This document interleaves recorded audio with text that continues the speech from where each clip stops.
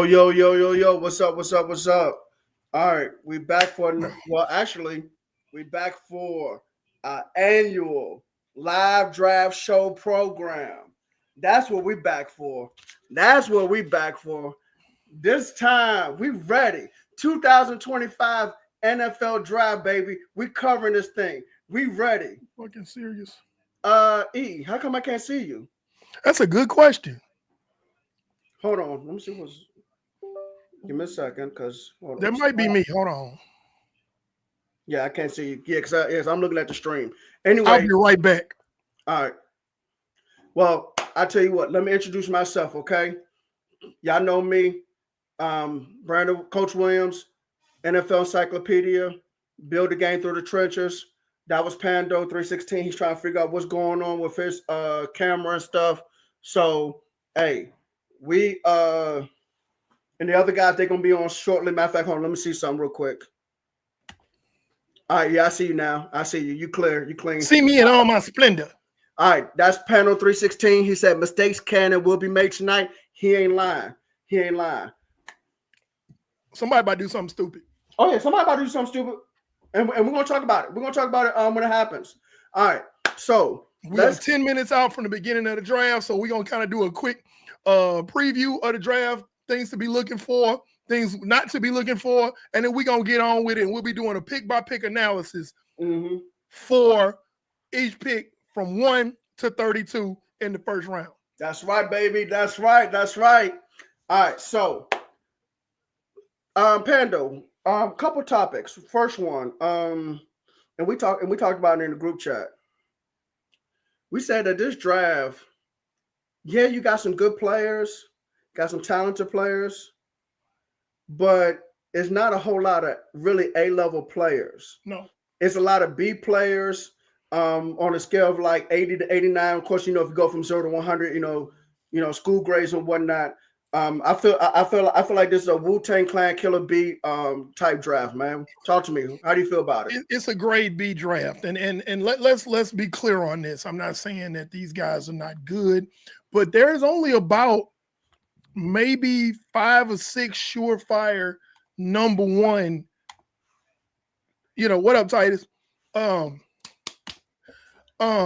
There's only What up, Titus and Keena? My bad. Go ahead. There's only a few guys that are like surefire number ones, and it is evidenced by the fact that there are so many teams in this particular draft in this first round that are trying to move back and pick up more draft picks, because I think what you really finna see, it's not on this show tonight, is you're gonna see the real running happening in day 2. The guys that get drafted in day 2, and there's no reflection on the guys that get taken day 1, because they're good players. But the day 2 guys, I think we're gonna see a whole lot more of in their pro careers. Again, you got some surefire guys. You got Ashton Genty, guys like that. You got Jalen Walker out of Georgia, guys like that. Travis Hunter, two-way star. There's nothing wrong with those guys. Those guys are surefire. Hey man, this guy got it going on. Abdul Carter, guys like that. But what we're saying is that it's more middle heavy than top heavy this year in the draft. And there's nothing wrong with middle heavy, because if you're a team that's got some core pillars already on your roster and you're looking to fill out certain positions to get back into the contention or something like that, this is a good draft for you. Yes, it is. These guys although they're not blowing you blowing you out of your chair. They're gonna be some guys gonna be taking not just late tonight, but all day tomorrow that are probably gonna be starters and gonna be doggone good starters. They're not gonna just be like, oh, I'm just, I made the 53. Whew, it ain't guys like that. And you could even find some guys, because some teams are really good at it.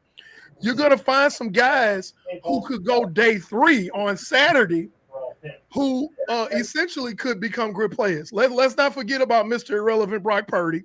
It's all about how well your scouting department has done and the work they're going to do. At the same token, you're going to have some teams tonight that are going to reach. And when I say reach, I'm talking about Stretch Armstrong, Mr. Fantastic, Plastic Man reaching and shouldn't. Like, my thing is to caution a lot of teams that are drafting that really want to move back and maybe can't. Get the best value for your pick. Don't reach. Okay? There's a wealth of talent that's really going to come like from the 20s on down that could be really solid starters. And we talked about it in our mock draft. This is like I said, middle heavy. In a top heavy draft, you want to try to move up because you're trying to get these guys and everything. Or let's say in a top heavy draft, maybe the top 20 prospects are absolutely him. They're good. That's when you see teams try to move up. You see more teams trying to move up. That's a top heavy draft.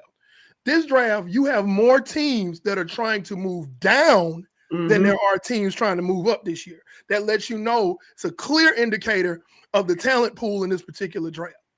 Brandon? Man, so I mean that was well said, E. Well said. I think once you start getting around picks 20 to like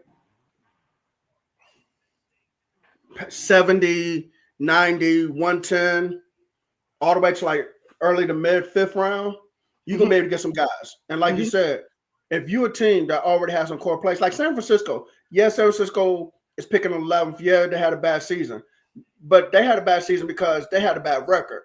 San Francisco can reload their depth chart immediately this year. You got your quarterback, you got a running back, you got some good receivers, you got a future Hall of Fame tight end, future Hall of Fame left tackle. San Francisco can add a couple more offensive linemen. You got Nick Bosa on the defensive line. You can add a couple more defensive linemen, add a linebacker to pair with Fred Warner and a couple DBs. You ready to go again. And the beauty of it is these guys you can get on day 2 all the way to day 3. This is like I said, this is like you ever see the guy? I might be talking about myself. They skinny up top. They got skinny legs, but they got that big spare tire belly. That's what this draft is. Yeah, that's what the draft is. That's what it is. It ain't a guy with big, huge tree trunk legs. That's a bottom heavy draft. You got a guy with big old shoulders and big arms, but he got Chi bird legs. Hey, listen. Imagine, do you remember basketball player Manu Bowl? Absolutely. Who can forget Manu Bowl? So it would be Manu Bowl's head and legs and Butterbean's midsection. Exactly. Exactly. I got a question, and I want to pose it to those of you who are watching. Those of you who are watching right now, thanks for tuning in. Expect to see more of you coming in as the draft gets ready to start. We're about 3 minutes out. Who do you think will be left in the green room late in this first round? Well, hold on, because does everybody know who's in the green room? Well, let's talk about it. You got that list?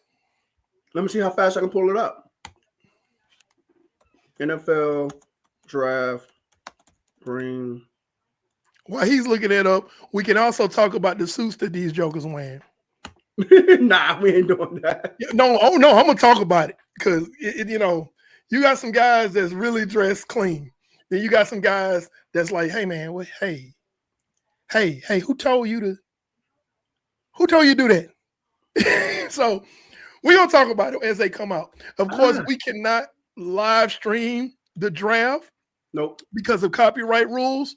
But we are currently watching the draft. You cannot see. I'm currently in my study at home. The TV's off camera. I'm watching it. It's turned down low. But we will be watching the draft with you as we go along, and we'll be talking about each pick as they happen. All You right, got so it, Brandon? Yeah, I'm about to pull it up now. Share screen.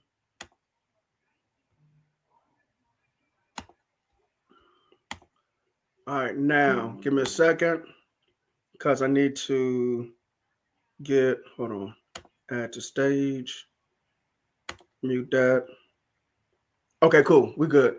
All right, so I know it's not easy to see, but here we go. We have Tyler Booker, Jahad Campbell, Will Campbell, Abdul Carter, Matthew Golden, Mason Graham, Maxwell Harrison, Travis Hunter, Ashton Genty, Will Johnson, Totoro McMillan, or some people just call him Tep for short, Jalen Milroe, Malachi Starks, Shamar Stewart, Cameron Ward. Now, for these players who are attending the draft, I can already say this right now. I can already say who's not gonna be in the green room for day 2, and we got an ad on here. I hate ads. Give me a second.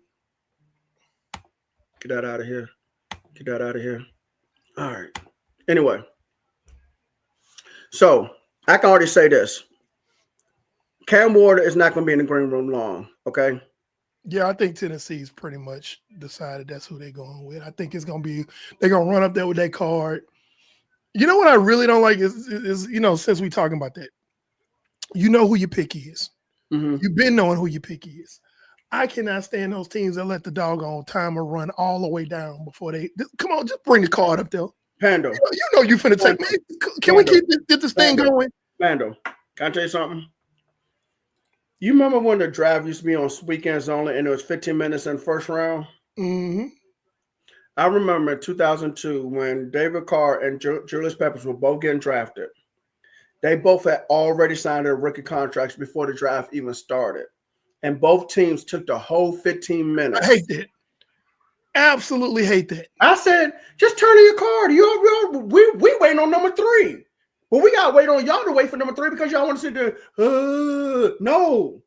Turn the card in now. Let's go. Yeah. But anyway, Cam Ward is gonna be gone. Yeah. I think Shamar Stewart, even though I disagree, should be but he'll be gone. Tyrone McMillan will be gone. How you feel about Malachi Starks? He's gonna be gone. Malachi Starks would be the one that could be the odd man out. Okay, let's say something crazy happens. When I found out that he was invited to the draft for round 1, I'm like, ooh. Okay, I don't know. So let's hold on to that. I think McMillan's gonna be gone, and honestly, I think McMillan's gonna be gone. Probably in the top 10 for real. Okay. Will Johnson, will be gone. Ashton Genty will be gone. Travis Hunter will be gone. Graham will be gone. Matthew Golden could possibly be gone. Abdul Carter will be gone. Will Campbell will be gone. I think Tyler Booker will be gone. I don't know how soon. Let me see what's going on here. All right. I see Tyler Booker going late in the first round because it's good. What's up, Trish?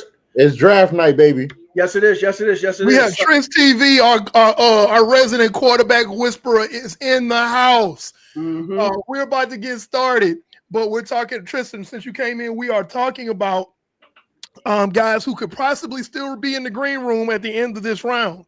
Man. So if you look at it, I got the list up here. Yeah, I'm looking at it. I was listening to you a little bit before I told you to get me in. Listen, this is going to be one of the more, I guess the word I could probably say is enigmatic drafts. That's for y'all to go to school. Y'all get that kind of vocabulary. It's going to be one of the more enigmatic drafts that you're going to see because there's no top tier player like front runner. These guys are all good. They're all talented. They're all going to get drafted. You know, we're going to get our all pros. We're going to get our Pro Bowls. Zach Goodell on a bike.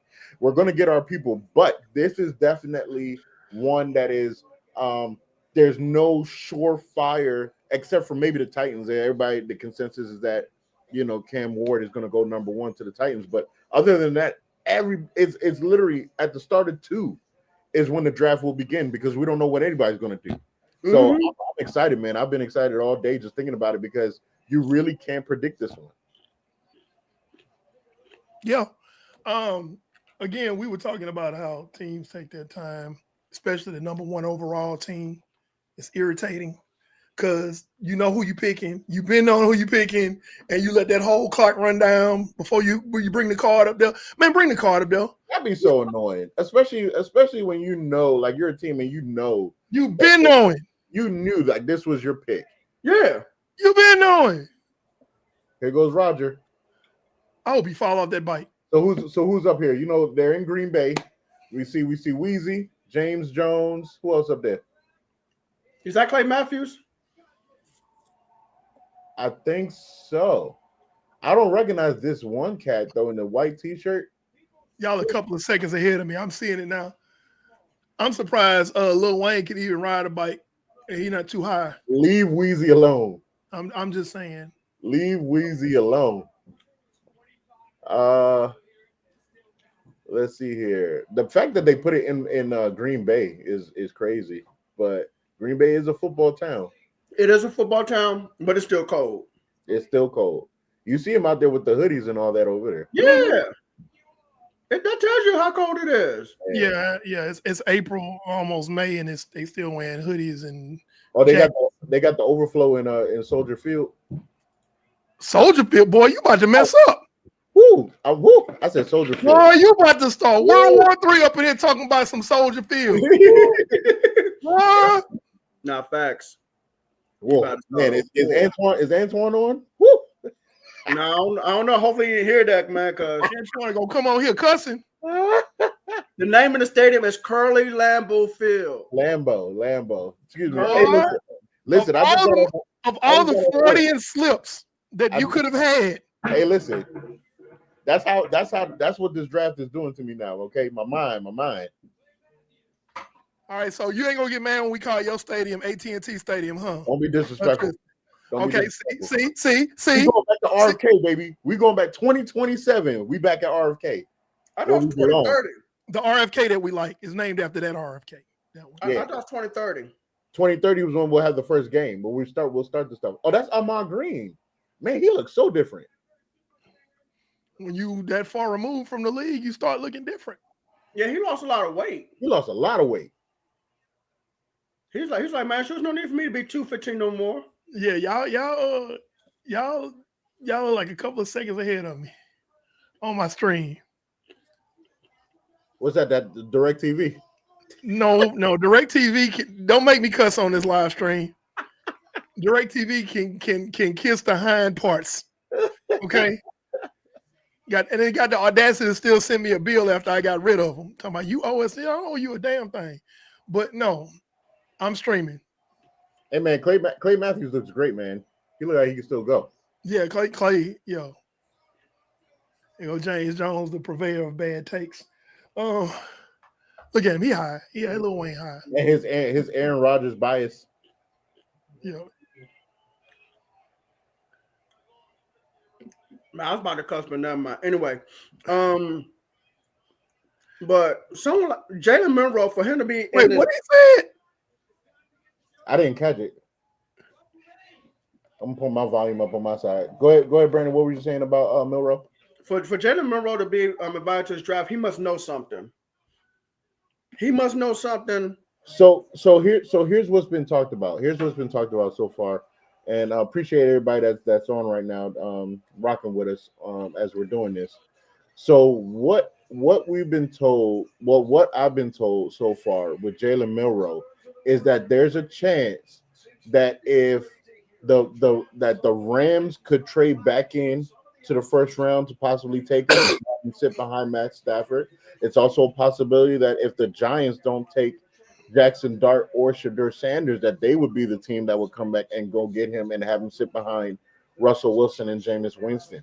So somebody potentially is going to trade back up into the first round to possibly take that kid because they're like his ceiling they're looking at is potentially like a like a Lamar Jackson-esque, where his floor would be I hate to say it, but his floor would probably be Anthony Richardson right now. Can y'all explain to me why Titans fans are so excited? They had, So here's the thing. they're like, yeah, let's go, man. Calm down. So here's the thing. Cam Ward, and I hate it. I got my father. He's sitting here with me. He watched Steve McNair back in the day. I don't like the comparison because Steve McNair was such a unit. He was such a country strong, just God-given ability. And I see elements of it in Cam Ward, but I'm not going to say he is the second coming to Steve McNair. God rest his soul. Like Absolutely not. I'm not going to say that. I think Absolutely that's not fair. And as somebody who went to school in the SWAC and watched Steve McNair play, you watched him in person, exactly. In person. So, man, no, the Cam Ward does not compare to Steve McNair. And to even make that comparison is a lack of football knowledge and flat out football blasphemy. And I stand on that 10 toes down. No, it's crazy. It is crazy. So I feel like it's unfair to do that because he has some things that he's still. I'm not going to say he's going to be a bad pro or anything, but he does have things that he's got to work on. Like, why y'all just not on the phone? Why? Like, what are you doing? See, this is what I'm talking about. Tennessee just need to go ahead and turn the car down. Just turn the car. Like that's what. Like remember when the Colts drafted Andrew Luck? It wasted no time. We all knew. It was like, okay. So as soon as the draft kicked off, it was like Indianapolis Colts are on the clock. Indianapolis pick is in. Literally like seconds after. Yeah. But I told Eric, I said back in 2002 when David Carr and Julius Peppers both signed their rookie contracts before the draft, we went the whole 15 minutes. I wish Shedeur Sanders didn't cancel the private meeting with the Titans because it would have made this moment a little more intriguing because you would have been like, well, who do the Titans like? They like Cam Ward, they like Shedeur. They like Cam Ward, like Shedeur. But when he canceled it, you knew that they were taking Cam.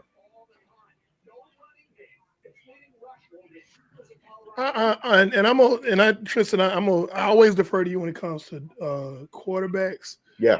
But I'm gonna say what I'm gonna say. Shedeur is probably the more pro ready out of the two.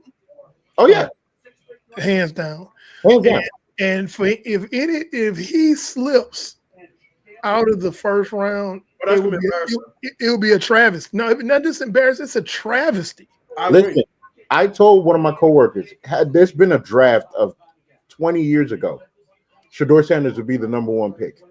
For what you asking of your quarterback position to do back then, he is, I don't want to say perfect because everybody got something to work on, but he's as close to pro ready as you can get. Mm-hmm. Definitely in this draft. I mean, great feet, great feel. He understands pre-snap. He understands it post-snap. Great anticipation on his throws. He doesn't have a bazooka, but he can make all the necessary throws. He could throw the out route. He could throw the 9. He could throw the post. He could give you everything you want. People look at it, the fact that a lot of his plays were yak yards, but what you don't understand is that he reads the defense and he's like, I'm going to give you what the defense gives me. That's what you want your quarterback to do. Absolutely. But he's also had moments where he's had to be a hero. So I don't know where this whole thing with him as if he can't play like that. I don't understand where it comes from. He's not Lamar Jackson. He's not Patrick Mahomes. He's not these guys. But he does have some wiggle. He's not a statue. Right. Yeah, I agree with that. I've talked about it before, not on the air, but I feel like Shedeur Sanders gets a raw deal because there are so many people that just don't like Deion Sanders and his brashness. And it's like, and they it's Deion's son, so we don't like him, and it's like he's got confidence, he's got moxie. And I feel like if it was any other quarterback that had the same characteristics as Shedeur Sanders, they would say he has moxie, he has confidence, blah, blah, blah. so on and so forth. But I feel like that they're giving this man a raw deal and saying these things about him because of who he is, or rather whose son he is. And that's my take. And it's not fair because when you really look at this entire process, when you really pay attention to it, Dion ain't really been hands-on. He really hasn't. He's actually been out of the way. Mm-hmm. So the thing that everybody, that the casual people had a fear about, he's actually been out of the way of all of that. Mm-hmm. So agreed. Give him a fair shake. Yeah. I mean, if your issue is that, quote unquote, his attitude or his mentality and it's not X's and O's, then honestly, shut up, man. Like, honestly. And I think he's getting a raw deal, man. I'm like, again, it's going to be a travesty if Shedeur Sanders falls out of the first round because he is a first round, especially for this draft. He's a first round. Whoa. What? We about to get something coming up. Yeah, it says the pick is in. No. We about to get something else big. Okay, y'all, like I said, y'all a couple of seconds ahead of me on y'all. I ain't talking about that. They ain't got nothing to do with seconds. Trust me. You better get ready for this. But anyway. I just saw what you're talking about, Brandon. Yep. What's going on? So because it's out there, we can say it. The Browns and the Jaguars have agreed to a blockbuster trade to give Jacksonville the number 2 pick overall, while Cleveland gets the number 5 pick and a massive haul. I'm trying to get the details of what the massive haul is. Wow. So Jacksonville is going to be up next. Interesting. Wow. So that tells me Jacksonville is either going to take Travis Hunter or Ashton Genty. Yes. Mm-hmm. If it's Ashton Genty, it's a reach. If it's Genty, it's definitely a reach. Oh, it's definitely a reach. Hold on. Wow.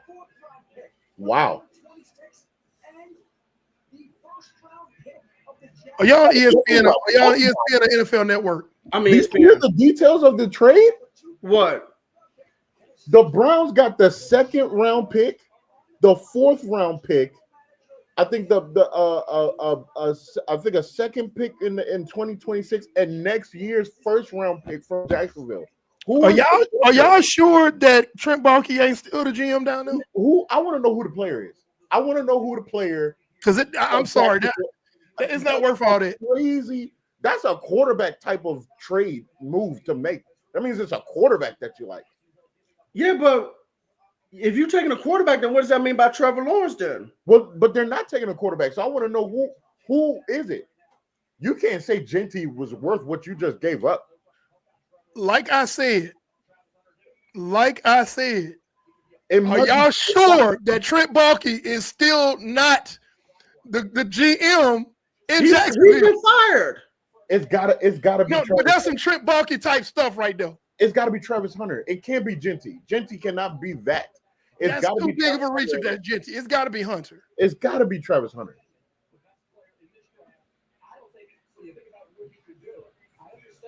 It's got to be, and that means they're definitely going to make him play both sides of the ball. You don't give up that kind of haul.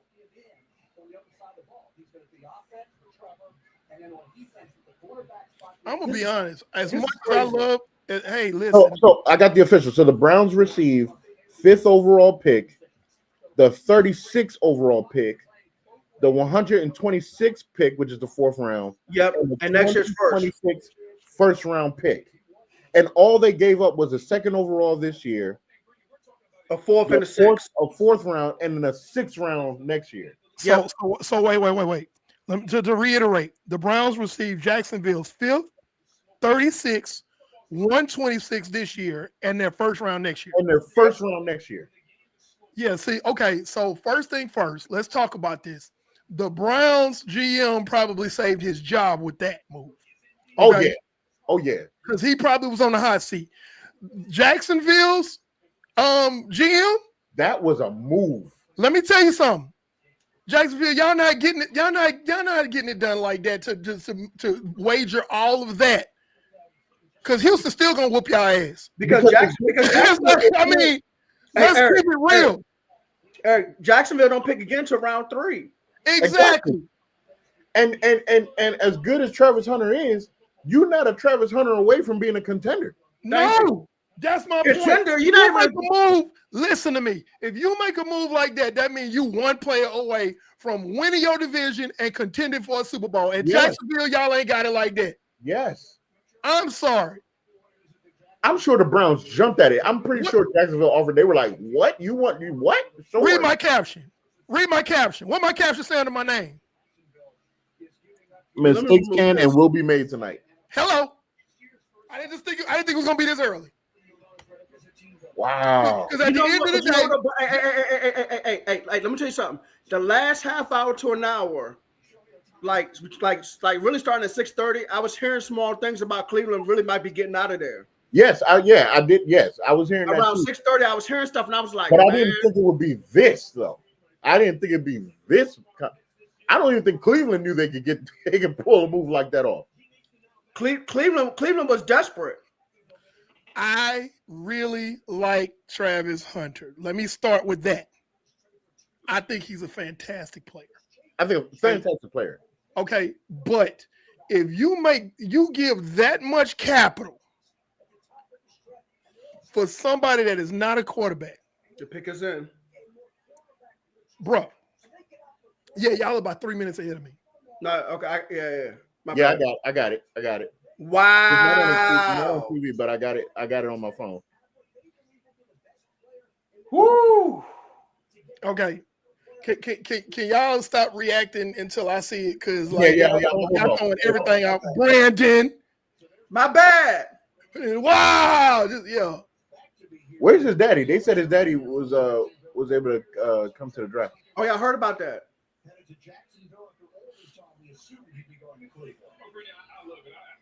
But yeah, I just so now, okay. I'm gonna wait. Let me wait. Yeah. Let's I'm gonna wait.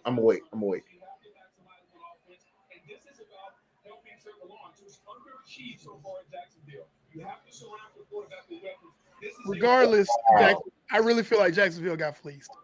I really do, because I'm just like, I really feel like I just feel like that's a big gamble. Where was Jacksonville on the draft board? I think they're number 5. Yeah. Put the ticker back up, Brandon. I never had to ticker up.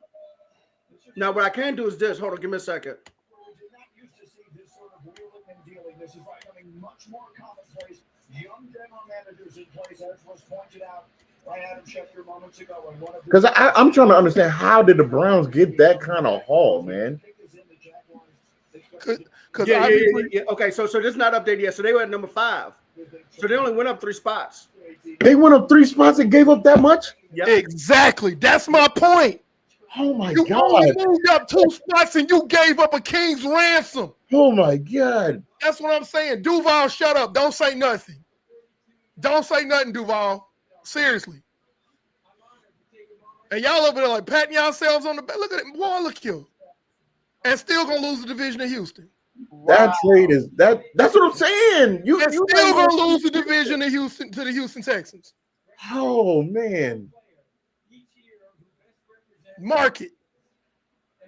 So Cleveland has an opportunity to really, really build their roster. Build their roster. That's what they need.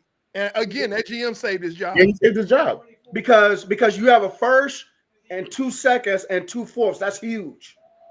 That's huge. Eric Armstead, sorry. Hey, they didn't want to pay me enough, so I just left. Okay, no, we released you. Bye. And didn't do nothing when he was in Jacksonville. Didn't do a thing. Oh, you know what? Hold on, my bad. Because Trip Barkey paid him all that money, and he ain't do nothing. I want to say thank you to the commissioner. Thank you to the Payton family and the NFL and nationwide. That's crazy. Tonight, I want to encourage each player embarking on the NFL journey. I cannot believe this happened. Close to their heart and act upon it. Yeah, this is, I'm serious. This is one of them. Y'all remember that episode of the Cosby Show when Bill Cosby was challenging Sandman Sims to that dance off? Yeah. And Bill Cosby was like, whoa out, and he was like just barely, he was sitting in the chair just tapping his feet on the floor. Oh, you talking about for the tap dance? Yeah, I remember that. And Sandman Sims was wearing him out. Yeah, he was. This yes, is that. he was. He wore him out. Cleveland is Sandman Sims, and the Jacksonville Jaguars are Bill Cosby in this. They Cliff Huxtable. Wow, I can't believe this, man. 25 NFL draft. The Jacksonville Jaguars select Travis Hunter. Wow. Yeah. Hey, whose teeth is up? Yeah. Whose teeth is up? It might have been mine.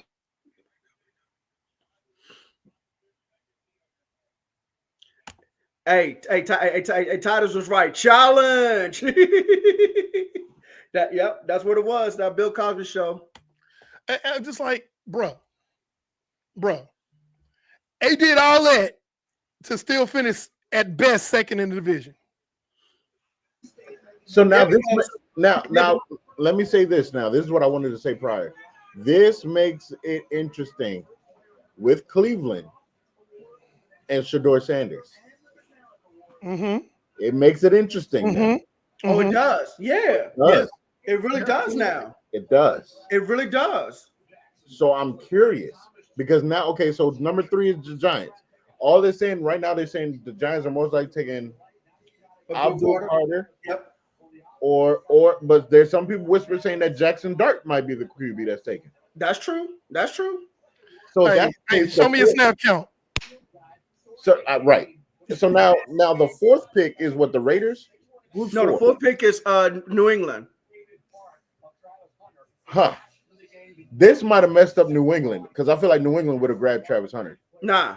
I think New England's going offensive line to protect Drake May. Check Drake May. The only question is which offensive lineman are they going to take? Ooh. So the draft started and pick 2. The draft started. Well, I mean, hey, that's what we Tristan said that when he came on the air. He's like, the draft is gonna start at pick 2. Yeah, he was right. He was right. And I tell you what, when we did our mock draft, we got the pick right, but we got the team wrong. But we didn't see this coming. Because on our mock, we had Cam Ward and Travis Hunter, 1 and 2. Yep. And then, but we had Travis Hunter going to Cleveland. Yep.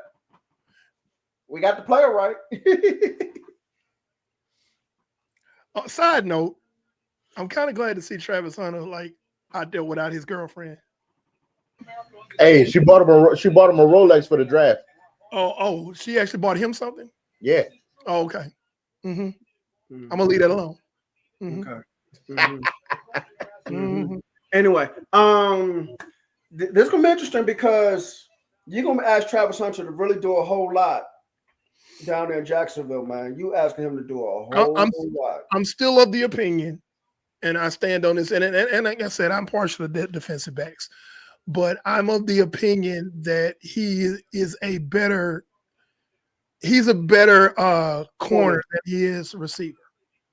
I really feel like he would have a better chance of being an All-Pro and potentially having a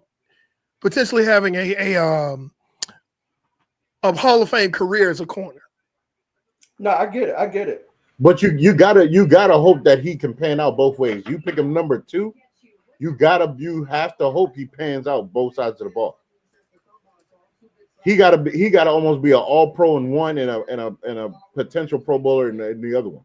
Yeah, right. He's gonna have like they say, stomp your foot and light a match. He's gonna have to do a lot of that. Everything is on his shoulders. Everything's on his shoulders. It is. You cannot sit here and say everything's not on his shoulders. He can't. The thing about it, even if he's average, he's gonna get ridiculed. Yeah, and not him, but the team will.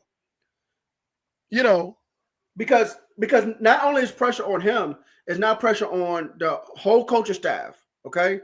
It's pressure on the entire front office. Yeah. If this doesn't pan out, Liam Cohen could be gone by 2027, 2028. Yeah. Yeah. This has to pan out. The new GM and coach basically just put themselves in the potential hot seat for this. Because if Travis Hunter is just average, everybody gonna be looking at them sideways. Yeah, they are. You gave up all of that draft capital. All of it. You basically went into a convenience store Yep. and dropped a band, dropped a stack, dropped $1,000 on a Snickers bar. I love Snickers bars. I think they're delicious. All right, I know the Giants pick. $1,000 for one. I know the Giants pick, I do too. but I'm gonna wait. I ain't gonna do it like last year. I'm keeping my mouth shut. I'm calm. What's up, Terrell? What's up, Eric James? What's up, Donald? Eric James. I can't wait till we get to pick number 9 so I can watch the Saints fans ride in the streets. Listen, that's the pick I'm waiting on. Man. Because Mickey Loomis is like, he gonna need Secret Service if he messes this up. I'm just saying. So now this is gonna be good because now you got Thibodeau. Yeah, that's about right. And Abdul on the other side. Nah, Thibodeau about to get traded. You think so? There's rumors circulating about a trade, but I don't know if it's going to get traded. Because why would you get rid of? I think they're going to want to see what the tandem look like first. Nah, no. Wait. It's not going to. It's Abdul Carter and Brian Burns. Thibodeau's number 3. They might want to keep all 3 of them. Think no, about. I'm not saying you're not keeping Thibodeau. If you keep him, you keep him. You don't. But Thibodeau's number 3 now. But you can put all of them on the field at the same time. That's what I'm saying. Like crazy. That's what I'm saying. Let's think back in the day. You had Michael Strahan, Justin Tuck, O.C. Umenyiora. You had a nice rotation where you. I know. It. But you're dealing with Jalen Hurts, Jaden Daniels, a healthy Dak Prescott. I would not get rid. If they already own my team, I'm not getting rid of extra pass rushes. That's I understand that. Hey, Eric, I'm with you. But remember, there's rumors that he might get traded. Now, whether he does or not, we'll see what happens. But right now, and I'm agreeing with both of y'all because, like you said, like you said, Pando, you can never have too many pass rushes. That's number 1. And then to your credit too, Tristan, let's go back to 2007 when they won the Super Bowl. Let's go back to 2011 when they won the Super Bowl. They had those guys. The first Super Bowl was Strahan, Tuck, Umenyiora, and Kiwanuka. The 2011 Super Bowl, the only difference was Strahan was out and Jason Pierre-Paul was in. Gave Brady hell. Yes. Both Super Bowls. With yes. that, and to Eli's credit, Eli played a good game, but we cannot understate how well that defensive line played in both those Super Bowls. Especially that 07 Super Bowl. I'm telling you that 07. Especially that 07 one. Yeah. They were a problem. Every time Tom Brady was ready to drop back and throw that football to Randy Moss, he was getting hit. Sacked. If you want to go back and even further, before the playoffs, the Giants almost beat them and messed up their undefeated regular season. Yes, they did. That game was very close. Yes, it was. I forgot about that part. And then they had the rematch in the Super Bowl, and the Giants like, oh, we here. Oh yeah, baby, we here. And that probably gave them the confidence that they needed to when they played them in the Super Bowl. So we did mock Cam Ward to Tennessee, Travis Hunter to Cleveland, and we mocked Abdul Carter to the Giants. Yep. In our mock 1 point only last week. The Patriots got one with an offensive lineman here, man. He's got an offensive lineman. The question is who? Yeah. The question is who? I think it's Campbell. I'm thinking it's Campbell. I'm thinking it's Campbell. Okay.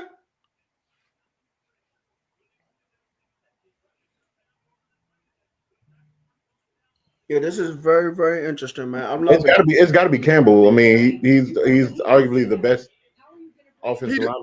He the best OT on the board. Yeah. Donald said Campbell or Banks. I'm going to lean towards Campbell though. Who's the other offensive tackle? Ahmad Membu. Yeah, that's the only other person I can think of. Ahmad Membu has been rising up the boards lately because of his athleticism and not to mention his production on the college level. He's been eating for like 3 straight years. And here's the thing: Ahmad Membu didn't start playing football, I believe, until his sophomore or junior year of high school. Well, that's a lot of upside then.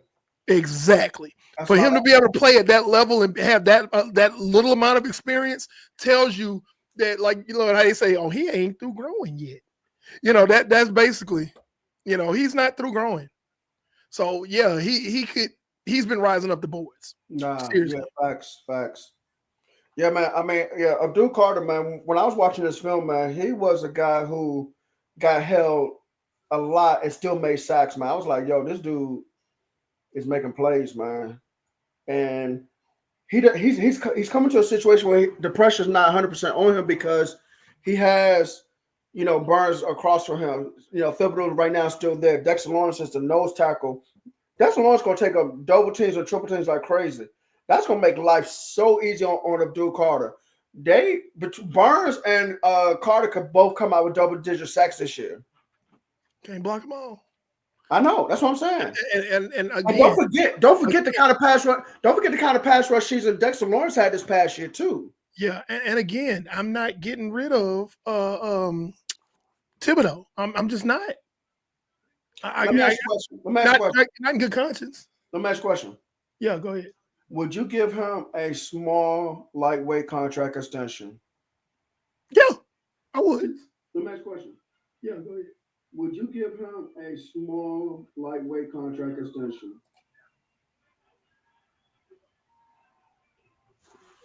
Yeah, man, you got because what's that? The pass rushers 07 2011. I really want to see Cleveland. I really want to know. Cleveland has opened the door for anything. So, yeah, it could really. Cleveland is the enigma wrapped in a riddle, you know, draped with a puzzle. What Because they're gonna do. Yeah, And here's the thing. Travis penciled in. Here's the thing. As long as it's a good player, it ain't a bad pick. That It is does true. not matter because For the haul that they got, they've won. This is the early winner of the draft. yeah, The Browns. yeah. Because I'm telling you right now, and we've talked about it ad nauseum on the podcast. The GM for Cleveland was, hey man, it was not looking good for him because nothing was going right. You know, the whole the Deshaun Watson contract fiasco. You know, the Nick Chubb gets hurt, and you know, find a suitable replacement for him, and you know, it was a hot year. Jameis Winston, all of that stuff. It's like, hey man, what you doing? We finna get rid of you. This move then bought him some more time because if they take these picks and they just fleeced Jacksonville, and I'm gonna say this, and I'm gonna continuously say this throughout this broadcast tonight, they fleeced Jacksonville. Fleeced them, man. Fleeced them. If they make good with these picks that they fleeced Jacksonville for, he's gonna be the real MVP of this draft. And I need to look up the man name. I keep saying the GM, but I can't. Y'all know his name? GM. Hold on, give me a second. Jacksonville GM. No. Cleveland. Oh, Andrew. I think it's Andrew. Is Andrew? No, not Andrew Berry. What's the guy's name? It's a black GM. Yeah, we need to look up the GM for Jacksonville too because Give me a second. Yeah, that's a good idea. Let's do that. Cleveland Browns. Yeah, it is Andrew Berry. My bad. That is his name, Andrew Berry. I was right. Yeah, let's do this, man. They was in the war room tomorrow. Hey, let's trade a whole bunch of picks for Travis Hunter. Boy, yeah, let's do that. That was going on. That's what was going on.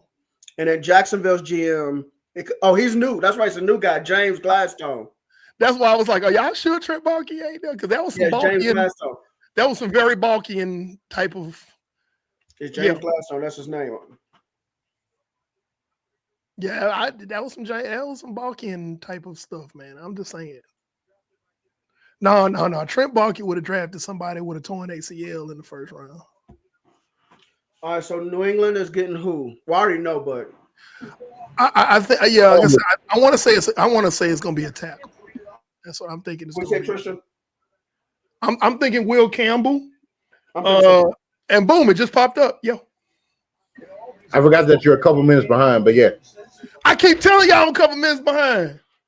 Hey, did you see Anthony Lewis? Anthony Lewis was gonna make Eric cuss. Hey, y'all block him. Nah, because if this the type of shenanigans he on tonight, he gotta stay on. I don't even know what he said, but y'all can go ahead and block him. Now here we go. I'm about to post it now. I'm about to say, put it up. Yeah. Yeah. See, that's the type of dumbass stuff. That's why your ass ain't gonna never be on the show right there. Right there, Anthony. I'm saying it live on this broadcast. Your ass will never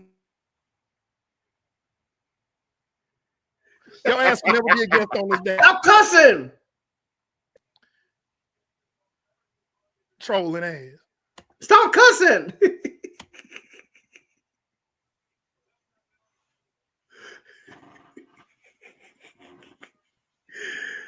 Whoo. But you won't. So Ever. basically, it is. Cleveland's pick is in already. This is the pick I'm intrigued. They had a plan. I want to know. I want to know because this is what's saying on my ticker. Pick is in. Yo, it's saying on my ticker. It's saying that on mine too. It's like this is man. And you know I'm checking my source. All right, I think I already know what it is. Ooh. Who did? Okay, so that changes a lot. Wow.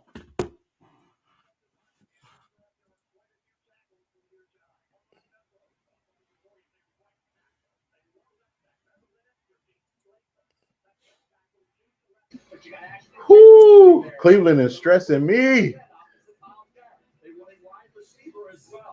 I'm still waiting for my ticker. My ticker is not updated.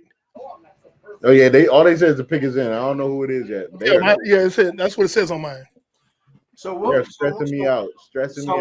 So Will Campbell will be blocking, protecting Drake May's blind side, man. That's a great move for the Patriots. Yeah. So now they need to focus on skilled players and maybe a couple more offensive linemen. Yep. I think New England is content waiting until tomorrow, and going after some of these skill players you're talking about. Of course they are. That's where if you're talking about receivers, most of these receivers I got a grade 2 or around 2 grade on them, a day 2 grade on. So if you want to grab some more receivers there, you can grab another offensive lineman. You know how I feel about running backs. So taking them high, they got to be extra special. Like Genty is extra special. I can see him going in the first round. Amari and Hampton from UNC, but after that, it's day 2 on down. Oh yeah.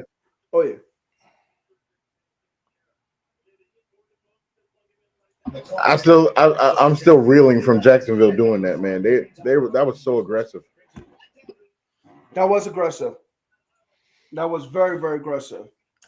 Sometimes aggression is a bad thing because it's called hubris. I'm just saying. I'm really, I honestly hope it works out for him because I don't want to see people that just got hired lose their job. Right. But this is a failure if they don't at least win the division next year. Yeah. They have to at least win the division. Yeah, but I mean, we're gonna see how they do the rest of the draft. But I mean, you gave up so much. Yeah, you gave up too much. That's too much. Not facts. I love Snickers, but I'm not paying $1,000 for a Snickers bar, even the king size ones. I'll tell you what, Cleveland is keeping this close to the vest. So I'll tell you that. I'm trying to find somebody's big board. I'm using the Pro Football Network big board. Okay. Once again, we appreciate all you guys that are tuned into us here on Just a Fan Podcast draft night. Please share the link with anybody that you know that's a big sports fan. Share it so they can see what's going on. They can chime in with us. Continue to put the comments in. Share it so everybody can chime in. Your favorite team. We want to know what's going on. How you feel? All right. We want to hear from some Jaguars fans. We want to know how they feel about that trade. Child. So guys like Ashton Genty and Mason Graham are still on the board. Yes, sir. Now at number 5, before Jacksonville committed that faux pas, we had Mason Graham going to Jacksonville, but of course Cleveland is in that spot. Wow, they so okay. Yeah, they could do this. And there it is. They could do that. What? But they could do that for what they just did. You can now do that. What? Now you got somebody on the interior to go with Myles Garrett. Oh, you talking about Mason Graham? Yeah, I see it. Okay, I see it. I see it. It works. So here's the funny thing. So far, our mock has been spot on, except for the teams. Not facts. The order that the players have gone in. Yep. Are 100%. We nailed it. We nailed the top 5 picks. We nailed the top 5 picks. It's just that, Jacksonville being Jacksonville-ish. So, yeah. Yeah, Mason Graham is going to be a heck of a 3-tech. Man, he's going to be great with Myles Garrett next to him. Yes, he is. And so I think, because of this, he's going to end up with at least 6 or 7 sacks, probably his rookie season. What you think, like a Kyle Williams type of career? Remember from Buffalo? Yeah, I know you're talking about. You know what? Right now, yes. Let's see if Cleveland can add another defensive lineman at some point, because I will add another defensive end either later on in the draft with some huge upside, and hopefully they can get somebody that can develop him. I like your thought process. Or I don't know who's a free agent right now. Oh, no, that's not gonna happen. I was gonna say trade for Trey Henderson, but that's in the division. Is there another defensive end available for trade? For trade that's on the block? Yeah. Oh, the Raiders pick is in? Oh, I guess so. So okay, just for the sake of continuity, me and Brandon, we mocked Ashton Genty to the Raiders because they are definitely at a loss when Josh Jacobs left. So that's what we're looking at. But the dark horse is still Shedeur Sanders. What's up, Q? Good to see you on the show, man. Glad to see you. Q, what's happening? Jacksonville traded away almost their whole draft just for y'all to beat them.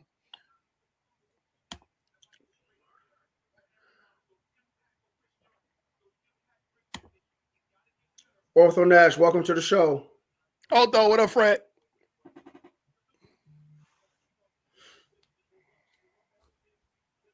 Now this is a very. Hey, I'm loving this draft, man. I'm loving it. Yeah, I'm loving it so far. I'm really curious to see what the Raiders do here. Remember they were going to they're going to give Geno an extension, so it ain't got to be a quarterback here. They have given him an extension, yeah. So it So doesn't. I'm leaning towards Genty. Genty was one of the thoughts here for the Raiders.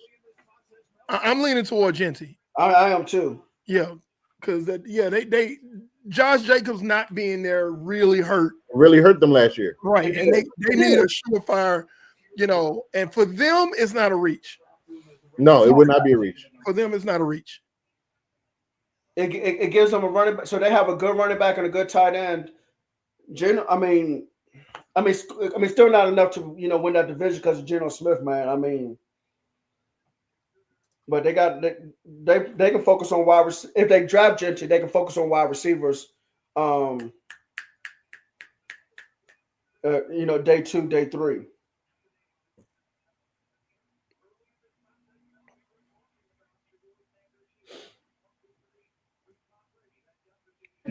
I think it's got to be Genty. The fact that their pick is in, I think when they saw it, they were like, put his name up. Yeah, I'm thinking it's Genty. Yeah, there've been rumors saying that they wanted him. So, and Geno, to get the best out of Geno, you need a strong running game. Yeah, you do. Geno, like I said, if it is Genty, he'll have a good running back. So, Demarion, we appreciate you being on the show, man. He asked, why is Shedeur this low? My bad. Let's hear this pick first. Shedeur's this low because he's not getting any love. It's Genty. He's not he's what we look at as the prototypical quarterback in this era of the NFL, he is not that. The prototypical quarterback of this era that people are looking for are the Josh Allens of the world, the Joe Burrows of the world, the Michael Patrick Vicks. Mahomes, the Lamar Jacksons. You want a freak athlete at the quarterback position. I just like to go ahead and add that picks 1 through 6 we have picked. Me and Brandon and most mocks are not this accurate. This is why we need to be syndicated. That's why. Yeah. Hey, y'all, we had 345 subscribers. Please give us some more subscribers. If you are not subscribed, make sure you please hit the subscribe and the like button on the YouTube side. If you're on the Facebook side, you can do that too, but we really need the subscribers for the YouTube page. And make sure you hit like and the notification bell if every time we go live. Also, share the live stream now on both YouTube, Facebook, and Twitch. We also live on Twitch if you have a Twitch account.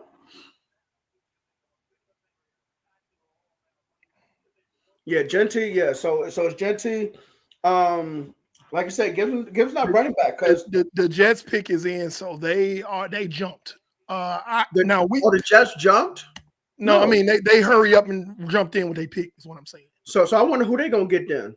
So they're very confident about it because they move quickly.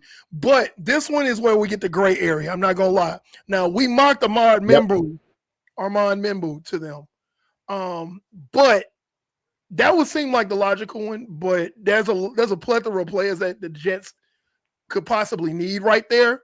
So I'm not gonna lie. We're just gonna wait and see on that one. But we did mock Armand Membu to the New York Jets. And I'll tell you what, if they do take him, they give him booking offensive tackles for 10 years. And that was our thought process when we mocked him. Because regardless of who the quarterback is, whether it's Justin Fields this year and somebody else either this year or next year, then you have 2 booking offensive tackles.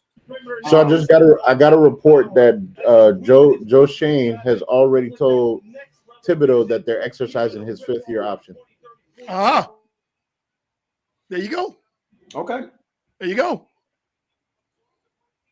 So basically, the Giants are doing what you guys mentioned. Keep the pass rushers, and let's go back to 2007, 2011. Let's make some noise. You got to. Yeah, you got to. Especially on passing downs, you can put all those edge guys on a 4-man line. Yeah, yes, you can. Oh, hey! You talking to a defense line coach? You said 4-man line. I put them on a 5-man line, and let's go. Yeah, especially on passing downs. Man, it's got to be offensive lineman for the Jets, man. I'm leaning toward that, but I mean, there's a lot of stuff the Jets need. But being that offensive linemen, especially tackles, are at a premium, because there's only about 4 or 5 that's really top notch. Maybe 4, not even 5. So Genty's NFL comp is Emmitt Smith, is what they said. Yeah, that's a huge comparison. That's a huge comparison. They said his vision and balance that's the comparison. Okay, that's a lot on a young man. I'm not saying no, but that's a lot. That's some big shoes to fill right there. That is, you ain't lying. Yeah, that's like saying some wide receiver coming out regardless is going to be the next Jerry Rice. Yeah, that's almost blasphemous, but yeah. But it's just a comp. No, I know it's a comp. Yeah, it's not saying he's going to be. It's just a comp, though. Mm-hmm. I mean, the league's leading rusher. Yeah, I don't know, man. Of all time, man. All time leading rusher. Yeah. That's a lot. It's a lot, but we'll see. I'm thinking Membu right here, but it could be anything. Man, 2 booking offensive tackles. Hey, I think that the boy that got last year offensive tackles from DC. Am I right, T? Say it again. The offensive tackle they got last year in the first round of Jets. He's from DC area, right? Yeah, he is. He went to he and Caleb Williams went to the same school, right? Yep. Okay. I think I know the school. I forgot the name of it though. Matter of fact, hold on. And the first Boise State first round pick since 2018, Leighton Vander Esch. Oh Lord. Leighton Vander Esch, listen, He retired because that neck injury was just too much for him. That was it. Because he was a good player. He was. But that neck injury, see, I'm at a point. Oh yeah, Gonzaga High School. Okay. What was I gonna say? Yeah, that neck injury just did it. Yeah, man, that was too much for him. It was too much for him. Let's see. We got the first 6 picks, Brandon. Let's see if we can get number 7. I guess I'm leaning to one member who we mocked, but again, there are a lot of. I mean, what's the guy's name? Will Johnson could go here, because they lost. Oh God, his name slips my mind. Just that quick. The other corner on the other side of Sauce Gardner. DJ Reed. DJ Reed, thank you. He's DJ. I was looking his last name. They lost DJ Reed. Yep. So there's a thing there. Yep.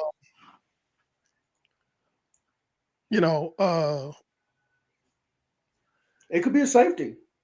It could be a safety. One of and here's the thing. I don't even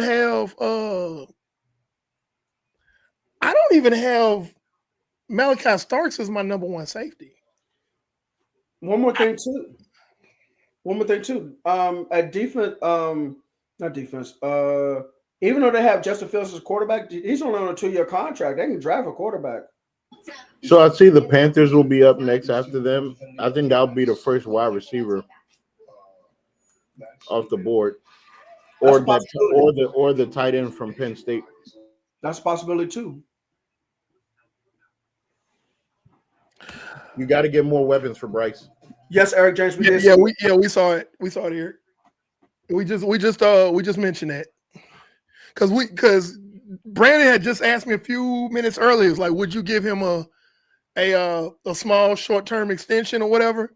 And I was like, yeah, absolutely.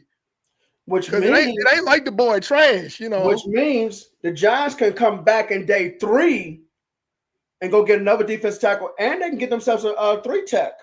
This is a very deep defensive tackle draft. They can get themselves some boys. The Giants can get themselves some boys. And the defense is so good, all the offense has to do is not screw up. That's right. It's like, okay, your defense is great. Offense, just don't screw it up. Hey. Jets. Jets. Jets.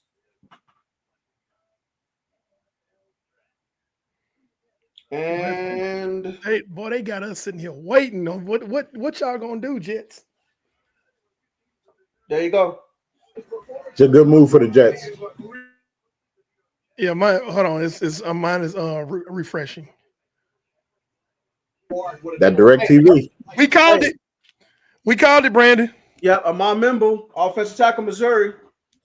Hey, listen, that boy. So they got two booking tackles now, man. You got Amon Memble, and you got God, what's the boy's name?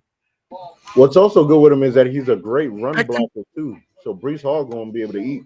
Well, I heard Breece Hall's on the trade block. Oh, really? Yep. Brandon, you talking about Becton? Is that the other guy? No, Becton's Becton's not. He was in Philadelphia last year. That's right. He had moved around. Who's the other guy? Because they drafted him last year from.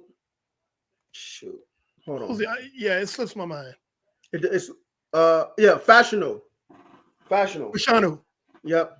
Fashanu, yeah. Who my team should have drafted instead of Ricky Purcell.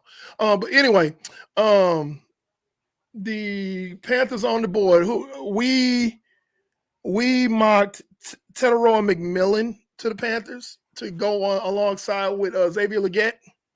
And they still got Adam Thielen under contract too. Come on, bro. I hear you. Come on, bro. Thielen still was somewhat successful last year. Yeah, I know, but come on, man. I'm just saying. If you draft a receiver like Teteroa McMillan, he can learn how to be a professional wide receiver from Thielen. Yeah, Adam Thielen. That's all I'm saying. It's not bad. So the reason why we actually mock Teteroy McMillan is because Thielen is long in this too. He would actually be Thielen's replacement. And that is true. Yeah. So that's why, I'm not saying that that's going to be the pick, even though we haven't missed yet. What Snoop say, man, that dude don't miss at all. Me and Brandon are here betting 1,000 right now. Hey, I know that's going to change eventually. I know I'm curious about the Panthers, but I definitely think it's either going to be a receiver or a tight end, and it's only one tight end. It's kind of a steep fall off after the kid from Penn State. Even though I do like Jason Taylor's boy. What about Colston Loveland? Huh? What about Colston Loveland? Yeah, I was Colston Loveland. I had a high grade on him, but I didn't really do film on tight ends, to be fair. But I think he'd be like a high second round. So you're saying the Taylor kid would be higher than Loveland, is what you're saying? Or No. I'm saying I like Taylor, but I think Taylor would probably be a late second, early third, or maybe even a mid third, because he didn't get a lot of burn with Jaden Daniels, because Jaden Daniels was so receiver friendly. When Joe Burrow was in LSU, that's when Taylor was really getting his numbers. So you're saying because of his production, not because of his yeah. He didn't get the touches. Yeah, but when he did, he balled. He played. Great hands. Okay, I understand what you're saying. Yeah, so Carolina pick us in. New Orleans on the clock. Boy, New Orleans. Shador Sanders is not going to the Dallas Cowboys. Let's stop it. Please stop. Please stop the madness. Shador Sanders is not going to the Dallas Cowboys, and he's not going to the San Francisco 49ers. So shut up. You know who I'm talking to. Now, I am interested on number 9 with the Saints. I'm interested. If the Saints don't take Shador, it's going to be a precipitous Mickey Loomis needs to be under witness protection. If they're going to be a precipitous drop. Hold on. This is what I heard. They may not take Shador number 9, but they want to get back up in the draft in the bottom of the first round and still take a quarterback. That's really risky. Yeah, they're talking about Jackson Dart, not Shador. Hey, show me your snap cadence. Which I'm surprised that's a snap cadence. I'm like, Gruden couldn't believe it. He said, "That's what you've been doing all this time." And he said, "Do you have like a fake snap?" He said, "Yeah, we call it purple." Call it purple. Said, show me how it go. Hey, you know, reminds me of you know, reminds me of the clapper. Clap on, clap off, the clapper. That's what it reminds me of. I was like, boy, if you don't get your I feel like that's what Gruden said too. And like he had to keep it PC, but I know Gruden was like, again, because he's old school. Gruden is like, I know you can lie. I know you lying. So show me a snap count. Okay. Yeah, I told you, Tyler Warren, that tight end, it's a chance that the Panthers could take him. It's very much possible. Well, we like I said, we went with Ted. Come on, Titus. What Titus say? It's right there. Yeah, Jackson Dart trash. Yeah. That's all I'm gonna say. Because after I saw that clip, I was like, "You playing right?" And my thing is this. Wait. I'm a defensive line coach. I teach my defensive linemen, don't fall for none of stuff. You don't move until the ball moves. To the ball move. So we don't care about anybody's cadence. That's right. Don't move until the ball move. There's literally, I really have a drill for that. All good coaches teach that. Oh, this is a reach. In the 2025 NFL Draft, the Carolina Panthers select.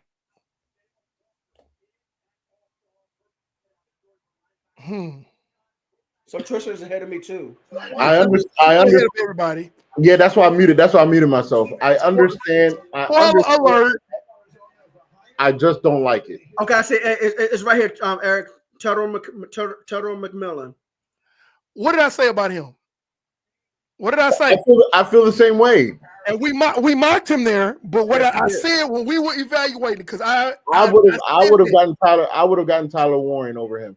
that is, I said somebody's going to reach for him. When we were evaluating talent all the weeks before that, I said somebody's going to reach for Teteroy McMillan, and it was Jacksonville. I mean, excuse me, it was Carolina, and that's who we mocked. We 8 for 8, Tristan. I mean, Brandon. Yes, we are. Yes, we are. But okay, so Taylor, I mean, 6'5", 200 All right, plus so pounds. here's where it gets interesting. He has a catch radius. He has a He's catch a radius. one-trick pony, though. That's my issue with him. That's No, the I get issue. it. I get it. I get it. He's a great red zone threat. He is a phenomenal red zone threat. He gives Mike Evans energy when he's in the red zone. But picking him 8th overall just for that is a problem with me. I don't like his route tree. His route tree is not very diverse. And I'm just not. Is he a first rounder? Possibly, but at 8, top 10? Nah, man. Nah, you can't do that. I don't know. I'm a little leery on this one. Yeah. Like I said, I watched a lot of film on him, and I'm just like, I'm just what he does well, he does phenomenally. But there are so many other things that he does not show that we need to see from a wide receiver that you're going to take in the top 10 in the draft. Big contested catch guy, big red zone threat, phenomenal with that. He's the best receiver at that in this draft. I'm not taking it from him at all. Not taking that from him. No, I get it. Trust me. But yeah, like all his clips, big contested catch, great job. But he doesn't have a diverse route tree for me. He doesn't get in and out of breaks very well. His change direction is not that great. He's got a little bit of pull away speed, but nah. I tell you what, it sounds like if you have a 6'2" or 6'3" corner that can jump with him, They can body him. That would give him problems. So can I ask this question? I know I'm jumping a little ahead. Can I ask this question? What's up? If I'm the Bears, do I go after the kid from North Carolina? The running back from North Carolina since Genty's gone? He can fit in that Ben Johnson scheme. He really could fit in that scheme. Yeah, now it's a reach, but it will work. But I think it's a reach because Genty is gone, and they need a running game with Caleb. They did what they had to do. No. I'm not saying don't do it. All I'm saying is it's a reach because Hampton should not be drafted this high in the first round, but you need him. Is there another quality offensive lineman that you think the Bears could go after? And number 10, no.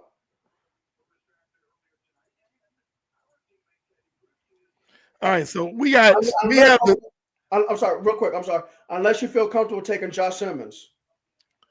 So we have the Saints at number 9. Me and Brandon mocked Shedeur Sanders, but again, we did say that when we said that on the show Monday. Proceed with caution on this pick. This might be the one that breaks the streak, Brandon. It might. Because this is Mickey Loomis we talking about.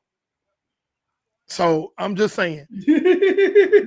And I don't think there's a Saints fan watching right now that disagrees with me. Everyone's saying the Saints are not picking a QB at 9. I don't know who they're picking, but they saying it's not a quarterback. Yeah. It's on site with Mickey Loomis. You don't know. I just saw it. Oh my God. So you don't know how soon Derek Carr is going to be able to play. And Get your pitchforks out. Get your pitchforks out, Saints. Get your pitchforks out, Saints. Oh, they riding on Bourbon Street. They Get are your riding. pitchforks out, Saints fans. Get your pitchforks out. I'm going to have to get my pitchfork out for pick 11 because it's probably going to be some foolishness too.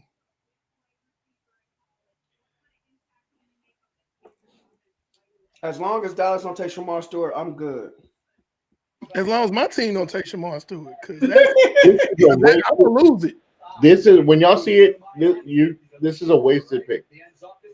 Mickey Loomis. This is a wasted pick, considering what the team structure looks like right now. This is a waste. But you know what? I guess you're right. You're right.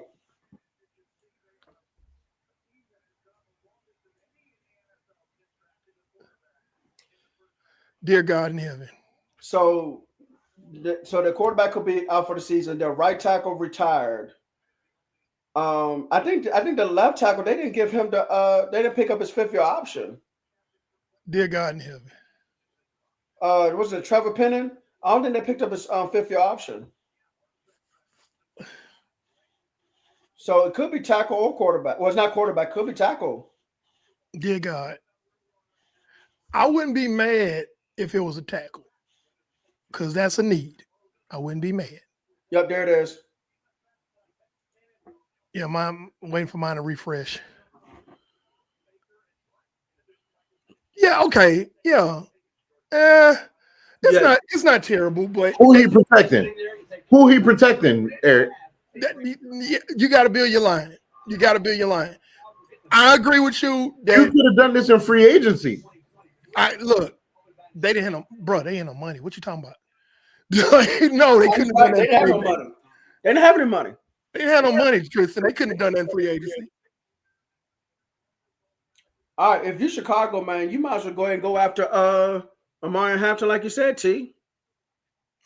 Might as well. I'd do it if I'm Chicago. That's what you need. So I get that pick like a C. Honestly, that pick gets that's a C for me for the Saints. Because it is a need. Because whoever's going to play quarterback, you can at least try to keep him upright. Oh, Chicago's pick is in, and San Francisco's now on the clock. Yep. I'm not. Let me tell you something. I am not excited about anything that John Lynch does in the first round. Okay, so my expectations are very tempered. Okay, because John Lynch has a penchant for screwing up the first round and then eating the next 2 days. Now, will the Saints fans calm down if they're able to get back in the first round and get a quarterback? Yeah, I think they might be all right. But some of them don't like Jackson Dart. The ones I've talked to, they do not like Jackson Dart. I understand.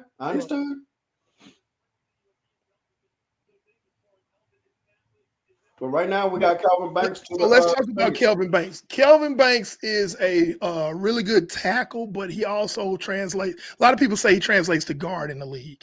The guy who I trust when it comes to offensive lineman says he's a better guard than tackle. Yeah. So I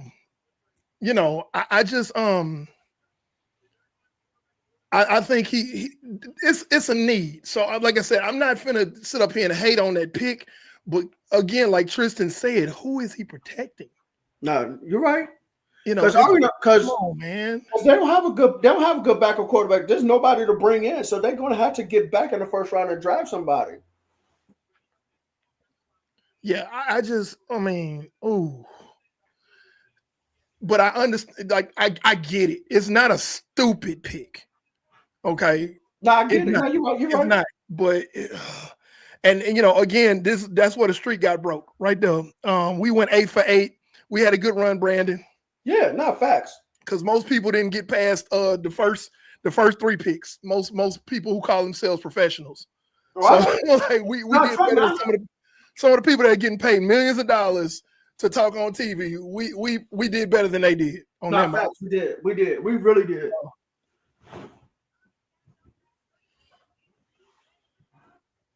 The Bears pick is in. Now we mocked the Bears taking Kelvin Banks. So obviously that's out. Yeah. Obviously. So where could they go here, Brandon? What do you think? I like what Trisha said, Mario Hampton. So you think they're gonna reach up for the second running back? Or it could be the tight end. Because I don't know who the tight end is. Oh, wait. Ooh. Or it's got to be offense. It's got to be offense because Ben Johnson's the head coach. I agree with you there. I agree. I think it would be an offensive player. Yeah.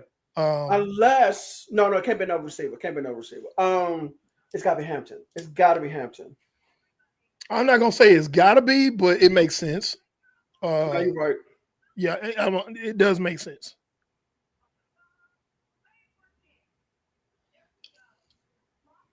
Because the defense already is really good in Chicago. The defense plays really well. The offense was not helping their defense out at all. It was like the antithesis of Cincinnati. Cincinnati had a great offense, defense wasn't helping. Chicago had a great defense, offense wasn't helping. So, yeah. Hey, Eric. Yeah. For you, if I were y'all, I would take Mikael Williams. Based on what you was telling me about what you need on the defensive line, this high up at number 11, I would take Mikael Williams. And you know what? And I don't disagree with you, but here's the problem with that. John Lynch just repeatedly craps the bed in the first round. No, I get it. But he is a habitual bed crapper in the first round. Because of 6'5", 200, and see, he's only 20 years old, and he's 260 pounds, which means he's going to get stronger, bigger and stronger. And listen, at 260 pounds in Kirby Smart's defense in Georgia, he was able to play 4-eye, but he's also athletic enough to line up as a wide 9. So he has the strength, and he's only going to get stronger. Hey, you preach to the choir. I would not be against that pick at all. I'm a little bit more partial to Walker, but I wouldn't be against that pick.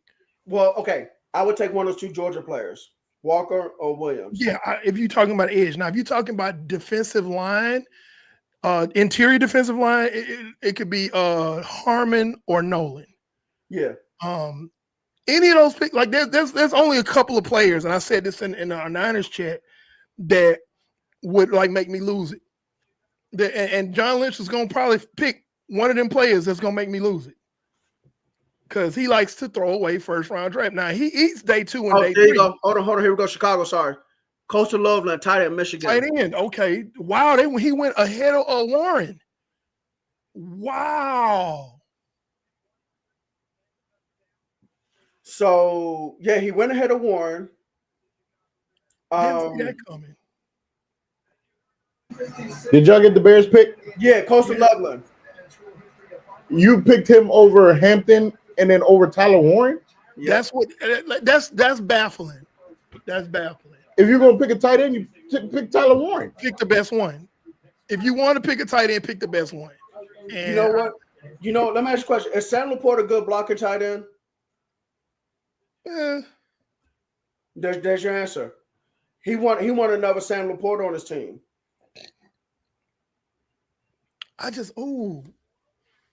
Tyler Warren, and not because his jersey number, he comes to Kyle Juszczyk. Like, he's not just a tight end. He can get in the backfield and play. I heard he can move around. Yeah, and he can spread out on the wing or line up in the slot. He's that type of, and for a guy like Ben Johnson, I just would think you would want a player that has more versatility, and that's no reflection on Coastal Loveland. I think he's a great tight end, but I mean, if you got this guy on the board and you pass on him, it's a big question mark.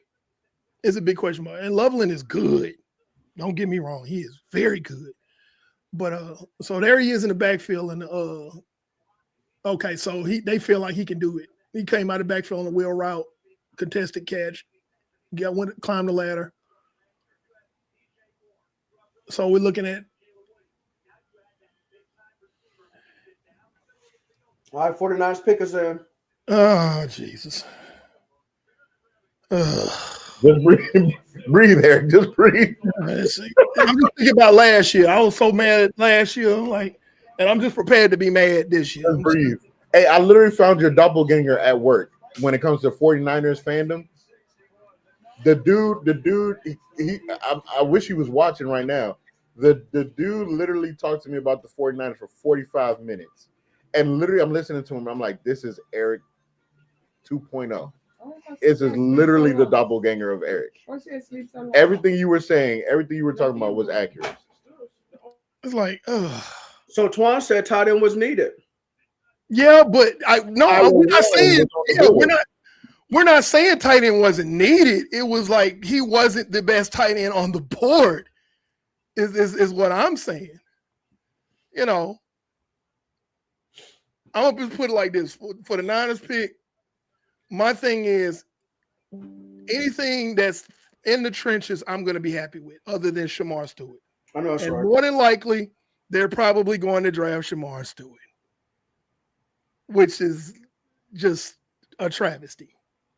So yeah, I have zero faith in my GM when it comes to first round picks. Again, day 2, day 3, knocks it out the park. But it's something about that first round that is abhorrent to John Lynch. And it's going, and like I'm setting myself. It's kind of like, hey, expect the worst, hope for the best type thing. And Niners fans understand what I'm talking about. At least the knowledgeable ones do. You know, it's like, I don't know. So we'll see. All right, let's see what the 49ers going to get. You know what? Listen, I know commercials and advertising and everything. I understand, but come on. Come on. Yeah, I just, but the need is definitely in the trenches with San Francisco. At this point, the best tackles are probably gone. So right now, it's got to be front somewhere along the defensive line. It's got to be somewhere along the defensive line. The sensible pick, I'm going to say that. The sensible pick would be somewhere along the defensive line. No, I get it. I get it.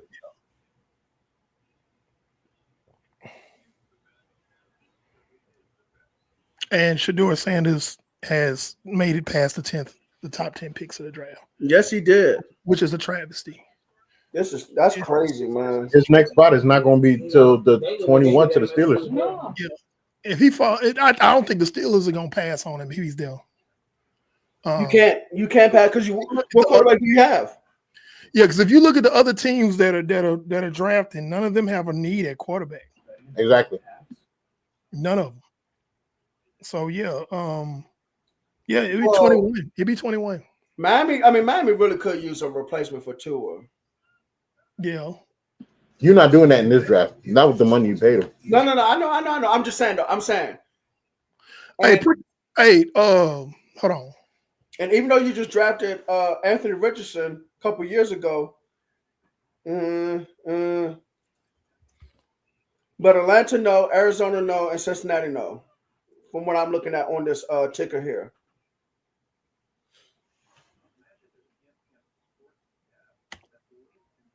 Yeah, so Oh, hold on. How do you feel about losing all those players in free agency? Do you blame Purdy on his new contract? The casual fan would try to blame that new contract on that, but what the casuals don't understand is that, one, if they pay Brock Purdy over $50 million, which they will, it's not $50 million this year. People that don't understand how contracts work will say stupid stuff like that. They'll allocate it so it can hit later down the line. It can hit later on down the line, but not this year. So that doesn't affect this year at all. Losing all those players in free agency, those were mitigated losses because these guys either did not produce like they should have. Now, the only one that should not have gone and the Niners really tried to keep was Dre Greenlaw. The other ones they were prepared to lose because they were preparing to get younger and get cheaper.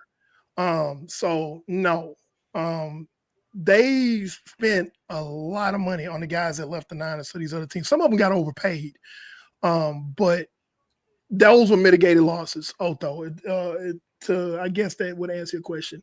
But the casuals, the people that don't know how contracts work, don't know how the market work, that's the first thing they'll say. Like Jack Holes, like Puka Nacua, who actually play in the league but still don't know how contracts work, or be like, well, if they pay him all this money, then they ain't got no team. Shut your dumb ass up.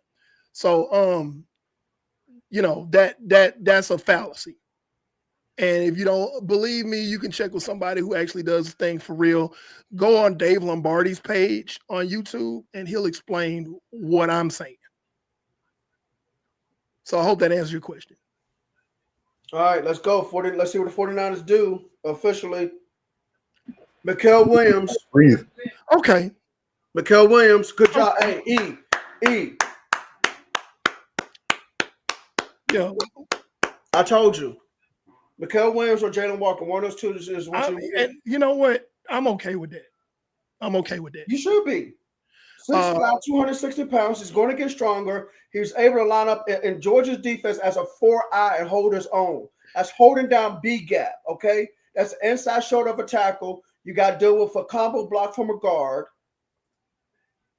Okay? Now in San Francisco's defense, he won't have to deal with that. That's a 20-year-old able to deal with a tackle guard combination and B gap. At 260 pounds, he's going to get stronger. Hey, I defer to you on. I know front seven, but you do this for real. So if what you're telling me, I'm gonna go with because I think it's a good pick for y'all. No. Not to mention, you got to remember Kirby Smart was under Nick Saban at one time in Alabama. Again, Nick Saban was under Bill Belichick in Cleveland. You don't have to convince me. I just want to make sure you're good. I'm just happy that we didn't screw this pick up like last year. And there's no reflection on Ricky Pearsall. I think he's a good receiver, but there was much bigger needs last year than Ricky Pearsall. And we can pull it up later and see all the players that went after Ricky Pearsall that could have helped the Niners last year. So I'm just glad we didn't screw that pick up. Okay, Brandon, now you're on pins and needles. What's going to happen? Cowboys, talk to me.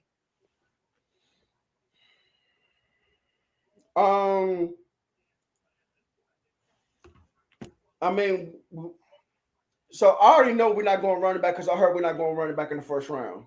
Okay.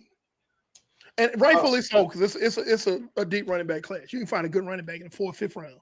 I'm not mad if it's Matthew Golden at wide receiver. I'm not mad if it's Will Johnson at corner. You don't want to address maybe offensive line? I wouldn't be mad if it's offensive line either. Now, the best offensive lineman now would be Tyler Booker or Josh Simmons. Yeah. And I'll take either one. So Tyler Booker right here wouldn't be a reach because you lost what? Didn't Travis Frederick retire? No, Travis Frederick retired years ago. Zach Martin was the one that Zach Martin. I get those guys mixed up. Zach Martin. I apologize. Zach Martin. So he retired. You just lost a really good guard. So yeah, I wouldn't. It would make sense to go offensive line here. But like you said, CeeDee Lamb needs a playmate. He needs somebody on the other side of him because everyone else that they've tried to bring in as the number 2 guy in Dallas has not panned out. So, and Matthew Golden, I have a very high grade on him. Tyler Booker. What? It's Tyler Booker? Tyler Booker, Alabama. Okay. Tristan. Spoiler alert. Oh, I thought you had it. Man. No, okay, I see now. We told you about that. I thought you had it. No. All right, we're good. We're good though. We're good. Tyler Booker, safe guard Alabama. If I say safety, sheesh. Nah, that's cool. Oh, yeah, cool. That's a good pick. That's a good pick. Like I said, you lost a guard before the pick was made. We said you lost a guard. Now I tell you now. Yeah. You know, this makes me wonder. This makes me wonder if tomorrow or Saturday, if we trade for a wide receiver. Trade or draft? Trade. Okay. If they're smart enough, honestly, what I would do, I'd stand back and just draft one day too, because especially if Golden makes it out of the first round. I don't know if Golden's gonna make it out of the first round. Okay, then you got Burden. Hold on. You have Igbuka. You have Igbuka. You got Burden. Trey Harris is a sleeper, even though they got him written up kind of high. Kyle Williams out of Washington State. Okay, these are all day 3 guys that can really contribute. Okay. So honestly, I wouldn't waste any capital trying to trade for a receiver if I was Dallas. Again, me taking off my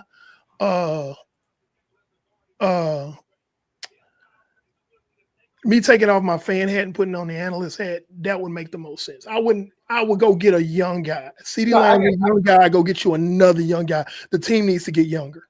No, I understand. Yeah. I just know that I've heard Dallas having interest in some wide receivers. Yeah, no. Oh, you talking about in free agency? And trade, yes, trade free agent, yes. In free agency or in trade? Via trade. Oh wow. I just wouldn't do that. I wouldn't do that. It just man. It's a bunch of guys still available in this draft because you don't need an X receiver. You need a number 2 guy. Well, I know we do. I know we do. CeeDee Lamb needs all the help in the world. What do the Dolphins do here? Sheesh. Josh Emmons at tackle, because I think Armstead retired. Jalen Ramsey been on the trade block, so maybe Will Johnson. Wait, say again? Jalen Ramsey's on the trade block, so maybe Will Johnson. For Miami? Yeah. Even though they do have a need at guard. You have Gray Zabel who's available, but in my opinion, I think that's a reach. Also, even though he's going back and forth, Tyreek Hill's been on the trade block, so Matthew Golden. His number too high. I don't think anybody's gonna go for that. Yeah, nobody wants Tyreek for that price. They would have to eat some of that salary to move Tyreek. I get it, but I'm just saying. It could be Golden because of that. It could be Will Johnson. It could be, like you said, the guard from North Dakota State, or it could be the tackle Josh Emmons from Ohio State for the Dolphins. All right, so. And hey, listen, I said this earlier too. I know Tua got a contract, but the health is a question mark. You're not wrong, Eric. I still think that's kind of, but what they're paying Tua. Well, if you want let me finish. No, go ahead. Tua, if you want an insurance policy for Tua, I wouldn't go after Shadur Sanders. Shadur Sanders deserves to go somewhere and start after year 1 or at year 1. We getting some good questions in the comment box. Those of you watching, again, share the link, bring in more people to the room. We're fielding questions. Here's another good one. Dallas took Tyler Booker. How do y'all feel about that? We're gonna defer to you, Brandon. Well, I just said T Jackson. Thanks for tuning in. That's good. My cousin, by the way. That's your cousin. Okay. Thanks for tuning in. I'm good on that. Tyler Booker is an offensive lineman, replaces Zach Martin at right guard. I tell you what, that offensive line and interior is strong because you got Tyler Smith, who deserves a contract extension. Cooper Beaver, who you just drafted at center. Now you got Tyler Booker. Those guys gonna be able to move guys off the line of scrimmage. They're gonna be able to move guys off the line of scrimmage. So I'm good with that. It's a good move by Dallas, unfortunately. Actually, now I tell you what. I know you say you just paid Tua all that money. You can get out of Tua's contract after 2026. Put that Tua? Yep. So insurance policy. Yeah. I don't think it's gonna happen, but I hear what you're saying. I hear what you're saying, but I don't think it's gonna happen. I don't think so either, but I'm throwing it out there. We'll see. We're about to find out. Ain't nothing wrong with that. That would be crazy, though. Now, watch this. If they don't, and I don't think they will because they got Gesicki at tight end, but I think Tyler Warren's going to the Colts. Oh. I'm thinking the same thing. Okay, I forgot about Tyler Warren. Dang. Tyler Warren is probably going to go to the Colts, and we did mock him to the Colts. Amari Hampton's still on the board. Jalen Walker's still on the board. Jalen Walker. I really like Jalen Walker. I'm not gonna lie, but I'm happy with the pick for my team. But I really like Jalen Walker. I think he's special. Wherever he's gonna go, especially if they put him in the right scheme, I think he's gonna eat. I really think he's gonna eat. What's up, cousin? How you doing, boy? We got family up in here. Everybody family up in here, huh? Yeah, I know, right? You got your cousin. I got my I cousin. got my cousin. I got a lot of my frat brothers in here. I got my brother from another mother. He's not my blood brother, but I call him my brother. I got Eric James in here, man. Shout out to Eric James. My other cousin, I'm looking prolific Rambo. That's my cousin Christian. I got two of my cousins in here. Thank y'all for tuning in, man. Share the link. We going in. And I hate commercials. I do too, man. I told you. Dolphins pick is in. The Dolphins pick is in. Like, come on, let's go. Let's get it. Yeah, let's keep it going. And actually, this draft is moving kind of fast. It really is. For first round. Normally, the first round is like dragging. It's like, you got time to go down the street and go to your neighbor's house, fix a plate, check your mail, and then come back and watch. And then they'll still be waiting on the next pick. Man. But it's moving pretty quick this year, so be thankful for that. This is probably one of the faster drafts I've seen. Yes, for first round. I think day 2 is really gonna roll. Day 2 is gonna roll. Day 3 is probably gonna be rapid fire. Well, day 3, of course, because it's 5 minutes. Yeah, but I mean, even faster than we looking at 10-minute picks right here in the first round, and it's still moving really fast. Yeah, I think it's gonna be rapid fire on day 3. Oh, yeah, of course it will. Yeah.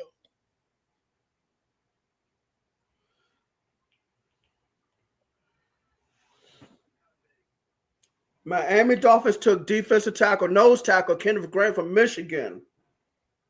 Golly. The other one. All right, Miami. I mean, he's an All-American. No, I know that. I'm trying to figure out who the defensive coordinator is. Oh, crap.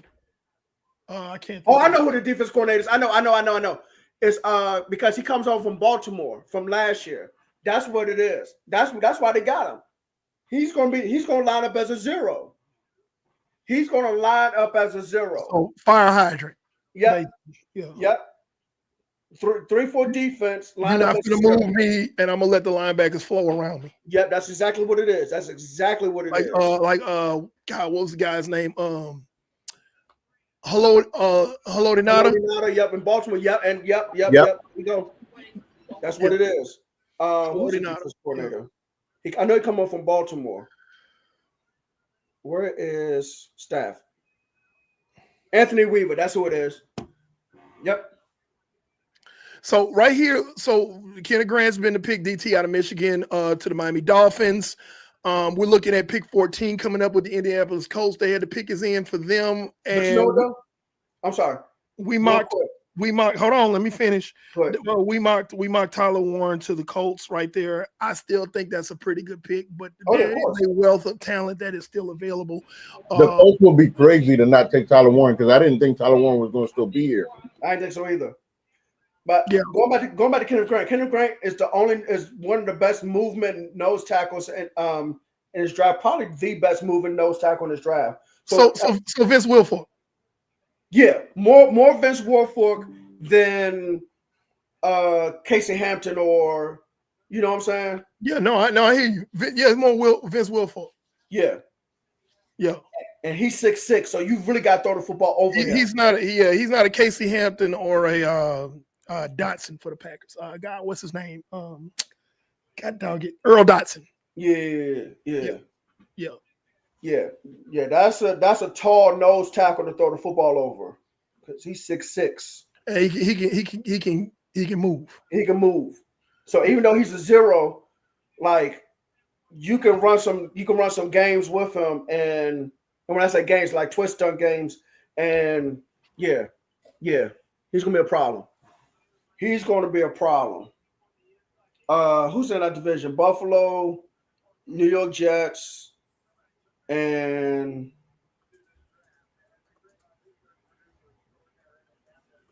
who am I missing? Buffalo, Jets, Miami. Who am I missing in the AFC East?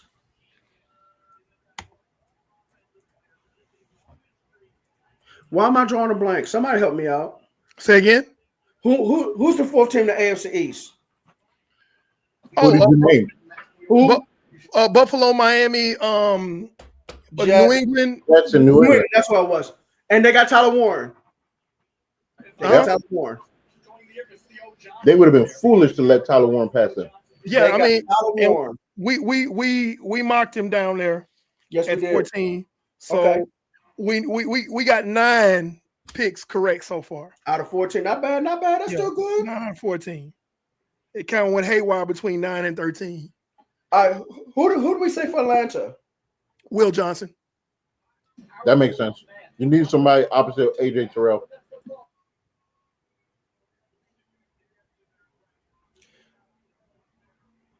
Has Kyle Pitts gotten any better at tight end? Nope. He hasn't been used correctly, honestly, in my opinion.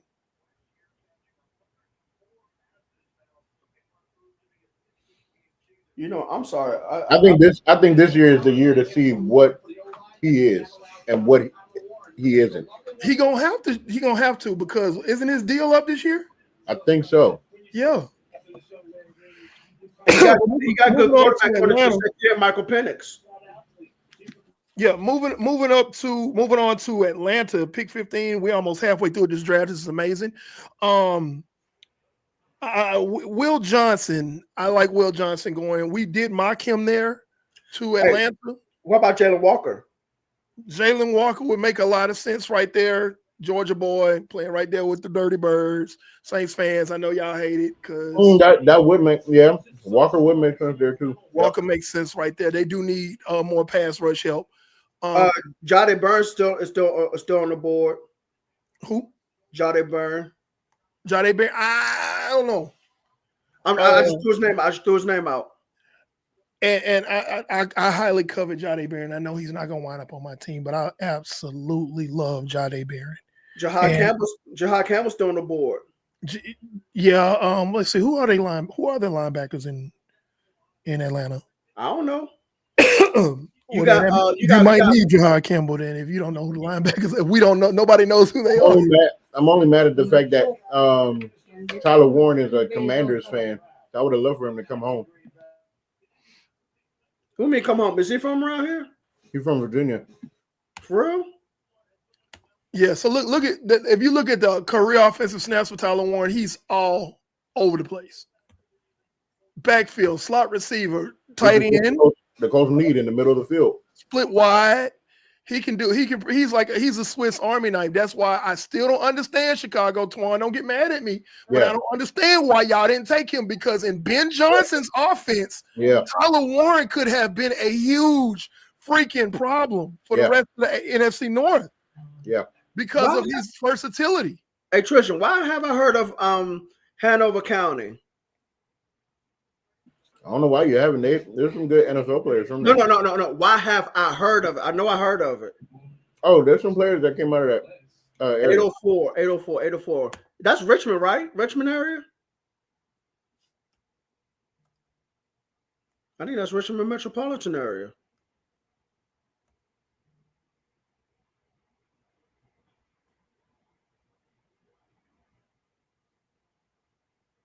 Yeah, it's close to Richmond. That's what I thought. Okay. Tyler Warren is better than Taysom Hill. Tyler Warren is I would almost compare him to like a Jimmy Graham light. Okay. Hey, You keep making that face, it's gonna stick. what has Taysom Hill really done? Nothing. He's a great utility guy. Yeah, not much. Yeah, there's not much else you can do. And he's still on the roster, right? Didn't he retire? I thought he retired. I thought he retired. I don't know. I can't remember. I forgot too. I will check right now. Well, Yeah. Saints fans chime in if you heard that comment. Yeah, because Taysom Hill was he received a lot of hype for nothing. I'm mad people still trying to call him a quarterback. I'm like, if y'all don't get y'all tail up out of here, calling him be a quarterback, it takes a lot. Was he a Wildcat quarterback? Okay, I'll give you more. So he's currently on the roster for the New Orleans Saints. Golly. Yeah, Eric James just said it too. Yeah. That's crazy. Well, I mean, his contract is super friendly. He can be there for as long as he Yeah, wants. but he's been there so long. I thought that they should have moved off of him a long time ago. Move off of him to do what? They ain't got no other real offensive weapons. Alvin Kamara getting up there in age. You don't know what Chris Olave is gonna be. Tristan. I said this was the offseason that New Orleans should have done a rebuild versus what they did do.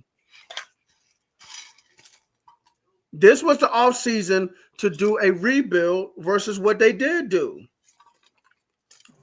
Oh, they said Taysom had an ACL tear, so that's why we ain't really heard from him. I understand that. This is the offseason I would have did a rebuild. Derek Carr would have been gone. Kamara would have been gone. You saw Ryan Ramczyk retired. The left tackle, they didn't pick up his fifth-year option. Chris Olave head is ringing. Listen to Dr. Dre's song. Ring ding dong. Yep. Ring a ding ding. Taysom Hill's not it. Cam Jordan, I'm sorry, Saints fan. I would have moved on from him too. Demario Davis, sorry, I would have moved on from him too. Tyrann Mathieu, you either have to retire or I'm moving on from you. I'm sorry.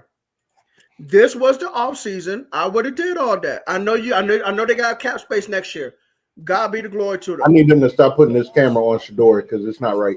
But this year, I would have did a rebuild. I'm sorry. And Shador is having an Aaron Rodgers moment. Man. He really is. But I think they'll take him at 21. And Atlanta's pick is in. Yeah, Atlanta could. There's a lot of different ways Atlanta could go. Oh, yeah, of course. Yeah. But yeah, I said, yeah, the Saints should have been did what you call it. Help me out. Did a rebuild. But these teams are so afraid of the word rebuild and afraid to do it. If I go into an organization and I don't like the way the team is structured, we're doing a rebuild. A reset is better than a rebuild. But at the point that the Saints were, their best bet is that they're terrible and have a chance to grab one of them QBs next year because that QB class next year is going to be nice. But you know, Eric, I'm going to tell you something. Eric, let me tell you something. I hear you when you say reset is better than rebuild, but sometimes teams do too many resets and it still don't work out. No. I'm not saying no. Hold on. Let me clarify. Let me be clear. When you reset all you can, you have to rebuild, is what I'm saying. Okay. That's what I'm saying. But if you can reset and do it right, which is what Mickey Loomis did not do, which is why half of this, or more than half of the population of New Orleans wants to strangle him. If you don't do your resets right, you're going to put yourself in salary cap purgatory, quarterback purgatory, roster purgatory, so on and so forth. Yep. So, yep. To your point, Brandon, they should rebuild. They should. Just completely rebuild. Just start from ground up, tear it down, start all over. Yeah. At this point, you're not happy with Derek Carr, even if he was healthy. They're not. You know, you don't have a viable guy behind him because from what I talk to knowledgeable Saints fans, they don't like him either. They don't have offensive tackle now because, like I said, they don't have an offensive tackle. Well, they just drafted one. What's his name? Ryan Ramczyk retired, and then the other guy they didn't pick up his fifth-year option. You don't have an offensive tackle. Yeah, so you gotta rebuild. If you really want to, you may have to just sit back a couple of years and just, hey, you know what, we coming later. Just we got to get ourselves together. That's really how I feel. You know, as Saints fans, y'all know, y'all like my second home. You know, I love y'all. This is hard truth, but this is some truth from somebody that love you. Okay, Atlanta Falcons. Jalen Walker. That is. Mm-hmm. Jalen Walker. Matthew Judon and Jalen Walker off the edge. Good move for the Falcons. No, it makes sense. And I think Jalen Walker can play. Now, Brandon, I'm going to defer to you because this is your thing. I think Jalen Walker could play all over the place. Yes. He gives that Micah Parsons Swiss Army knife on defense type of vibe. Thank you. You said it. You see. Yo. Raheem Morris, you're the defensive coordinator. Make it happen. I'm not giving you the head coach, but it's your defense. Make it happen. He gives you variety. Yes. Right there. Yeah. It makes a lot of sense. He gives you a whole lot of variety there. Yeah. So, You create mismatch problems with Jalen Walker. Matthew Judon is already on the edge. You can have Jalen Walker as a first, second down linebacker, and then on third down, you can say, "Hey, I either want you to rush off the edge, or I want you to blitz off ball." put your hand in the dirt, put your butt in the air, and go get the quarterback. Let's go. Let's go. Look at that. Get him back there. Yeah, that's not a bad pick. So, Cardinals. Let's move on. They got a lot of needs too. I can see Will Johnson could go here. Will Johnson could go here. I like Mike Green out of Marshall going there. Yeah. Actually, honestly, who I'd really like the Cardinals to draft is probably Pee Wee Herman. I think that he could give a lot of help on the perimeter. Possibly Steve Urkel. He can bring a lot to their team. And maybe. All right, so let's be serious here now for a minute. The Arizona Cardinals can go a lot of different ways here, okay? All right. They could take Will Johnson. They could take Mike Green, like Pando said. Who else is left on this board? Jahad Campbell at linebacker. So Jahad Campbell, Will Johnson, Mike Green. Who else is out there? Receivers. Shadar Sanders. Yeah, they in a good position. Don't take Shamar Stewart though. Even though I'm sure Eric would love it. Okay. This should get interesting for Arizona. This should get real interesting for Arizona. Scroll up that ticker, Brandon. I got you.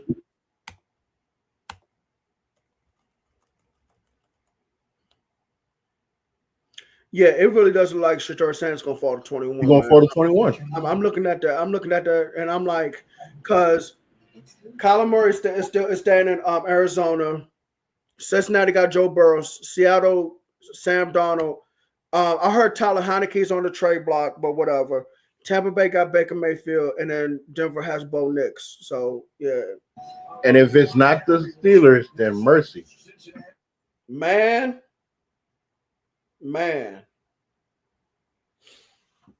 oh man. All right, Arizona, who y'all gonna take? You're on the clock, baby. Who you gonna take?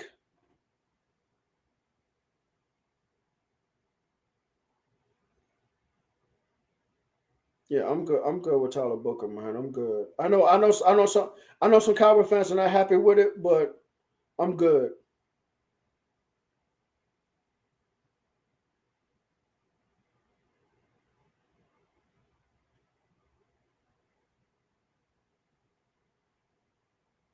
All right. Nothing yet.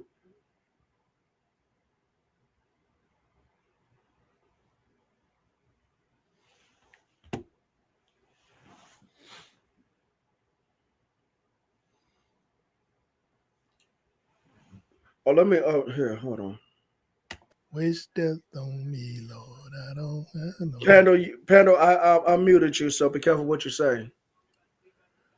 You why did you mute me in the first place? Because you was being silly, man. Oh, because I think they should draft Pee Wee Herman, Steve Urkel, or Theo Huxtable. Yeah, boy. I was like, man. That was me taking off my analyst hat and putting my fan hat on. I know. Yeah. That's why I muted you. But they could we marked Mike Green. So Mike Green will be a sensible pick right here. But, I would love for them to take Shamar Stewart. Yeah, Mike Green, Will Johnson, Jahad Campbell. Those are the three guys I'm looking at. So you don't think that and then Jahad Campbell's great, but do you don't think that there'll be a reach right there? Slightly, but I mean, you need him. Well, they need a lot. They need a lot. They need a lot. We ain't lying. Listen. Being that Gannon is a defensive guy, I think this is a defensive pick. So somebody talk to me about this cat. About Who is it? Oh, Walter Nolan. I forgot about him. oh my God. Um, Oh Lord. That's a problem. That's a problem. Like good for the Cardinals, bad for you. Yes, yes. exactly. Because Walter Nolan is forgot one of the about guys Walter I had. Nolan. Dang. I was pretty high on Walter Nolan. I had him basically like number 2A, 2B defensive tackle. He's not wrong. He's not Yeah. wrong. Walter Nolan was good. Walter Yeah. Nolan. If San Francisco didn't need the larger defensive lineman, because I told Eric, I said, listen, you want Walter Nolan? He's like, nah, we need bigger bodies. I said, okay, then you don't want Walter Nolan. Then you want Mikael Williams, or you want Derek Harmon at defensive tackle. But Walter Nolan is a good defensive tackle. He'd be a good 3-tech for Arizona. They're building the defense from inside out, front to back. That's how you should do it. The head coach came over from Philadelphia as a defensive coordinator. He's in his second year. What's that boy's name? What's that boy's name in Arizona? Golly, Gannon. Yeah, Jonathan Gannon. Thank you, Jonathan Gannon. Yeah. So this is perfect for him. This is perfect. Walter Nolan is perfect for him. I like this pick for Arizona. I really do. Yeah, it's a good pick, but I hate it. Now I know you do. Now I tell you what, Cincinnati's on the clock. I don't know what's going to happen with Trey Henderson in the future. You got to take Mike Green here. I think Mike Green be a good pick though. You got to take Mike Green here. Now, originally we had mocked Mikael Williams there. Yeah, but he went earlier to y'all. Yeah, he went earlier to us. So I'll take Mike Green right here. If I'm take the next edge guy. Yeah. Yep. Take the next edge. You got to, especially if you don't know what's going on with what y'all gonna do with Trey Hendrickson. Yeah.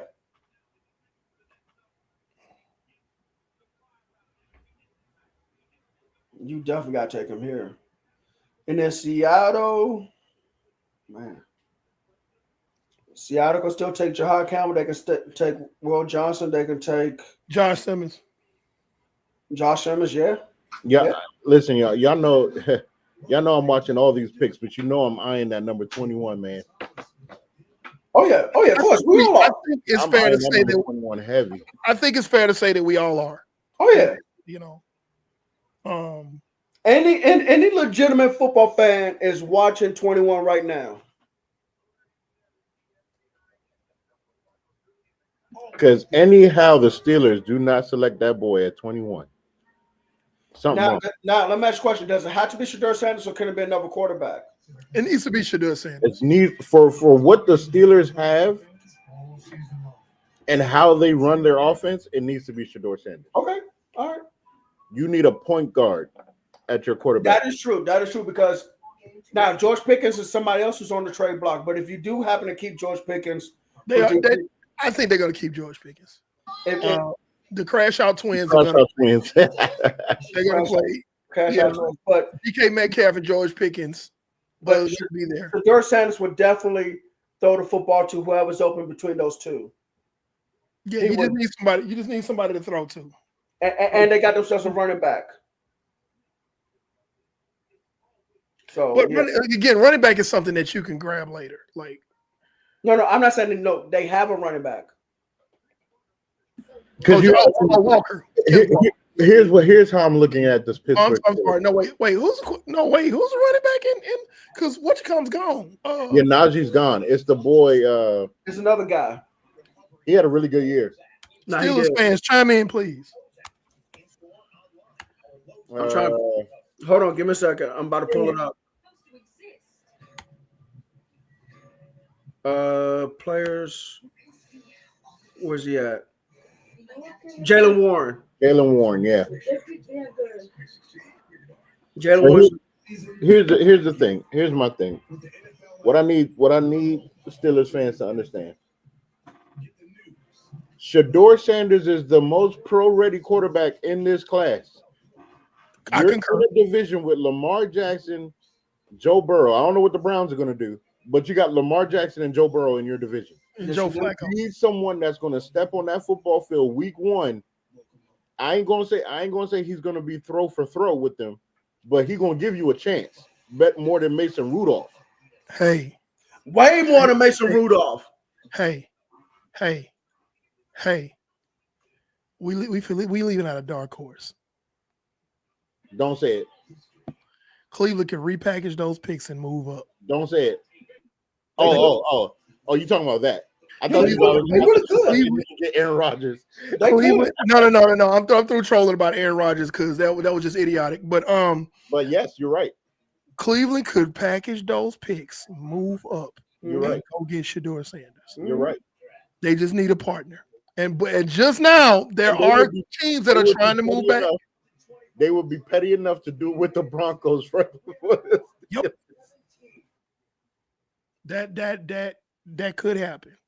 They could really move up right there to number 20 ahead of the Steelers just to drink a whole gallon of gasoline just to pee on the Steelers campfire. All right, Cincinnati's pick is in. You know what? There were a lot of talks that Denver wanted to move up, but they never did. I don't think they need to. There was rumors about Denver and Houston, So I but think, I don't think they need to. Like Tristan said, I don't think they need to. so. I think if he's still on the board, it's going to be Amari Hampton for Denver. Stranger things have happened. Well, I've heard Sean Payton went on running back, so that's why I'm saying Mario Hampton. If he's there, unless unless Cleveland gives them something so juicy they can't pass it up and they move out of there. True. All right, Cincy, and they got Shamar Stewart.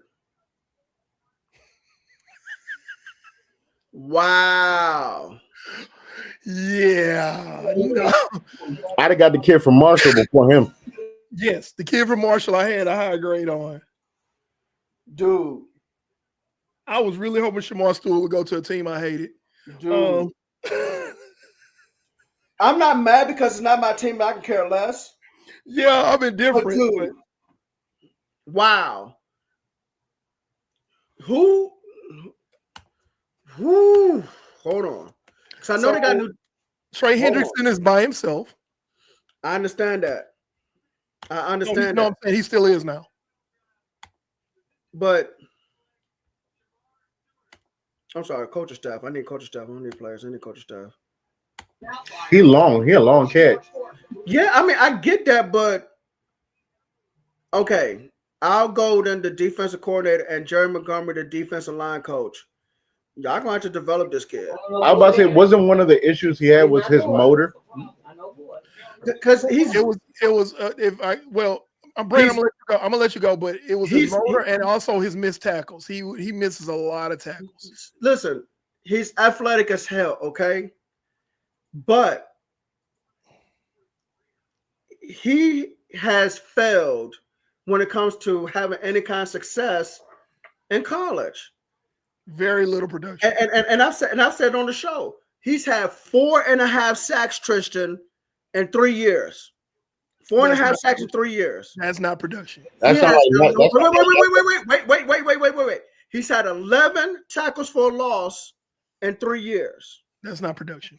That's not first round production. Walter Nolan, who's his former teammate, was more productive than him. Shamar Turner, who was his current teammate, was more productive than him. The other defensive end, Nick, whatever his last name is, his teammate was more productive than him. He's had 3 different teammates more productive than him. So and that's why. And this is why we talk about the underwear Olympics. He had a phenomenal combine workout. Yeah. And people lost their minds, but didn't think to go back and look at his production in college. You're playing in the SEC. It's horrible. Yeah, you're playing in the SEC. And all you could muster was what? You said 4.5 sacks in 3 years? And 11 tackles for a loss in 3 years. That's ridiculous. No, sir. That does not equate to first round. Now, his upside, yes, it's there. Could he turn into a monster? Absolutely. But you don't take that in the first round. Just like Teteron McMillan. You don't take that in the first round. And I'm gonna be honest with you, I think this is a bigger reach than Teteron McMillan. You can't make this make sense. You can't. And people do that. They get caught. Oh man, look at it. Hey man, did you look at his route tree? No, you just saw the red zone touchdowns. Wow. Y'all took Shamar Stewart. You didn't look at his college stats? No, you just looked at his combine workout. Yeah, he's a physical freak. Yeah. Who's he's a physical freak? We said that. Absolutely. No doubt. But that's not first round material. The guy that you take in the first round should be somebody who's going to make an immediate impact. Not somebody that's a project. You don't draft projects in the first round, especially in the top 20. Not to mention, you trying to do something anyway because you still have Joe Burrow quarterback. You kept T. Higgins at receiver, and you kept Jamar Chase. You're trying to do something. You got an outstanding offense, and that running joke is like the Cincinnati Bengals gonna lose games 94-92. Listen, let me tell you something. You talking about some stomping feet and ladder match? Shamar Stewart's going to have to stomp his feet, his match, and make snow come out his mouth. Yeah, he's going to have to prove us wrong. And I'm with Brandon on this. Brandon, like I said, Brandon is the defensive line guru. I'm with him on this. He's going to have to prove us wrong. And if he does, we'll be the first ones to come on the air and be like, hey, man, hey, we was wrong. But right. Conventional wisdom, wrong, fine. I don't mind being wrong. Yeah, right now, the conventional wisdom and our history and our reputation say that this is not a good I don't love being wrong. I like being right. Oh no. We like being right too. But what we're saying is we don't mind being wrong because we're right more often than we're wrong. That's what we're saying, and we don't mind admitting that. So this is a good move by the Seahawks. Hold on. It's on the ticker. The guard. Okay. Grace Abel. Yeah. Good move for now hold on. Like this. Let me ask you a question. Okay, because on ESPN they saying guard, but here they saying tackle. So where's he gonna be? Well, he played both in college. Yeah. Now, if they're asking him to play guard, I think they're asking him to play guard. Yeah, if they're asking him to play guard, that makes sense. I would rather have him at guard and tackle because if you have my tackle, to me, that's going to be more pressure. He's a better guard. They going to tear his tail out the frame if they ask him to play tackle in NFL coming from an FCS school. No, I think he's going to play guard. Yeah. I hope Seattle – no. Because, see, I'm a Niners fan, so I hope Seattle put him at tackle. Nick Bosa going to get a lot of sacks. You ain't lying. Put him at tackle. Because Robert Saleh gonna put Nick Bosa right over. Yeah, he is. Grace Abel if they put him at. Oh, really? You gonna put him out there? Okay, bet your quarterback finna die. Die. Put him out there. Put an FCS guy there year one at tackle. Hey, I'll tell you what. He really is a guard. Hey, I'll tell you what. You may not like the Rams, but I like the Rams front seven against that guy too. Yeah. I ain't even get into that, but yeah, I'm just he gonna have if they put him at guard, he gonna still have to deal with Walter Nolan in Arizona. That's true. And we still don't know who San Francisco gonna replace. Who they gonna put at three tech. That's coming tomorrow. Yeah.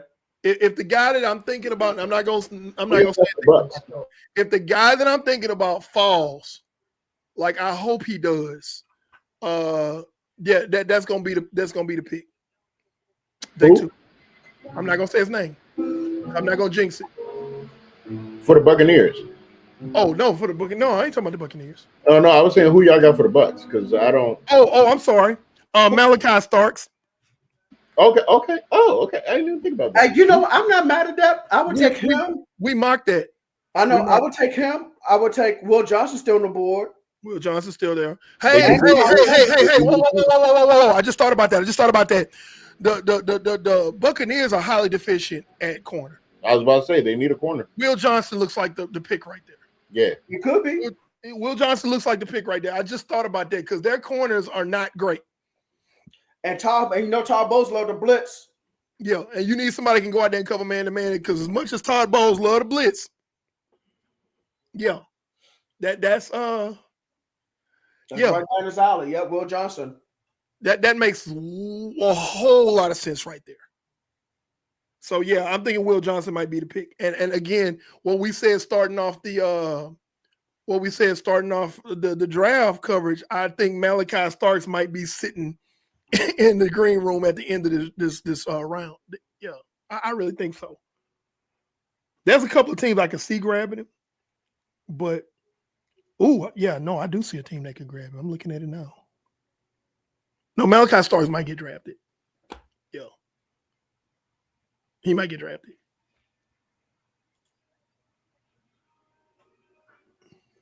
And commercials. Of course.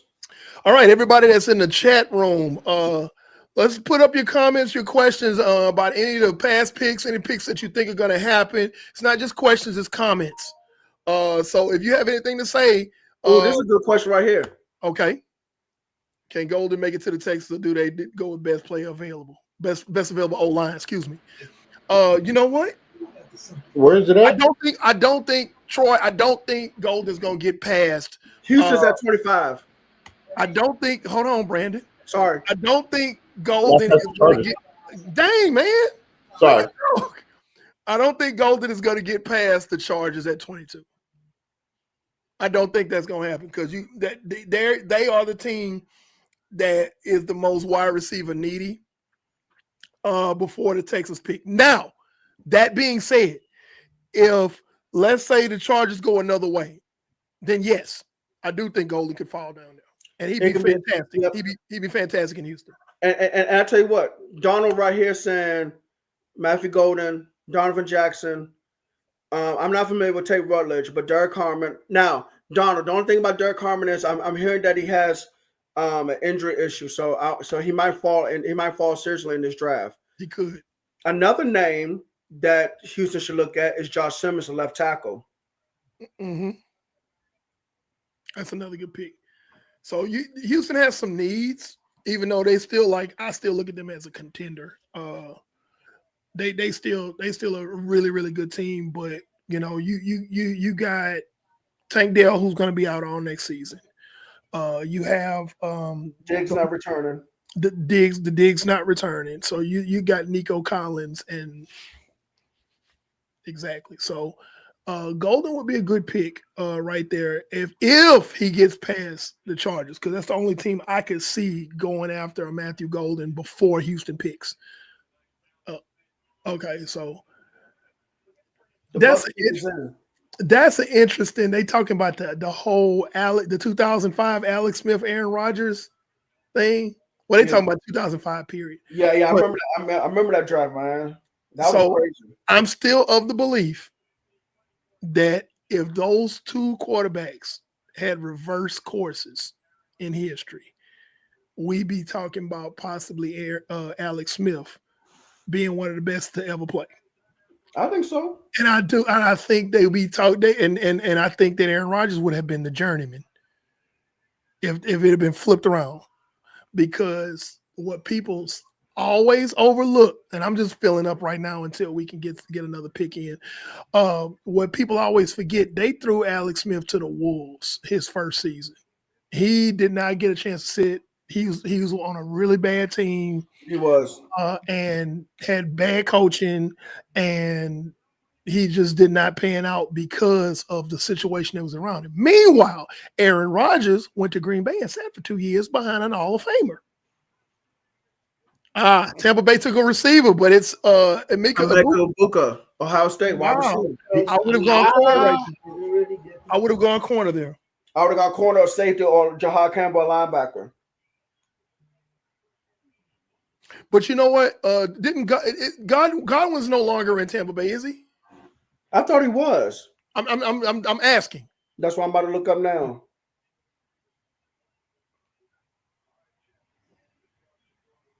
Because you're sitting here telling me.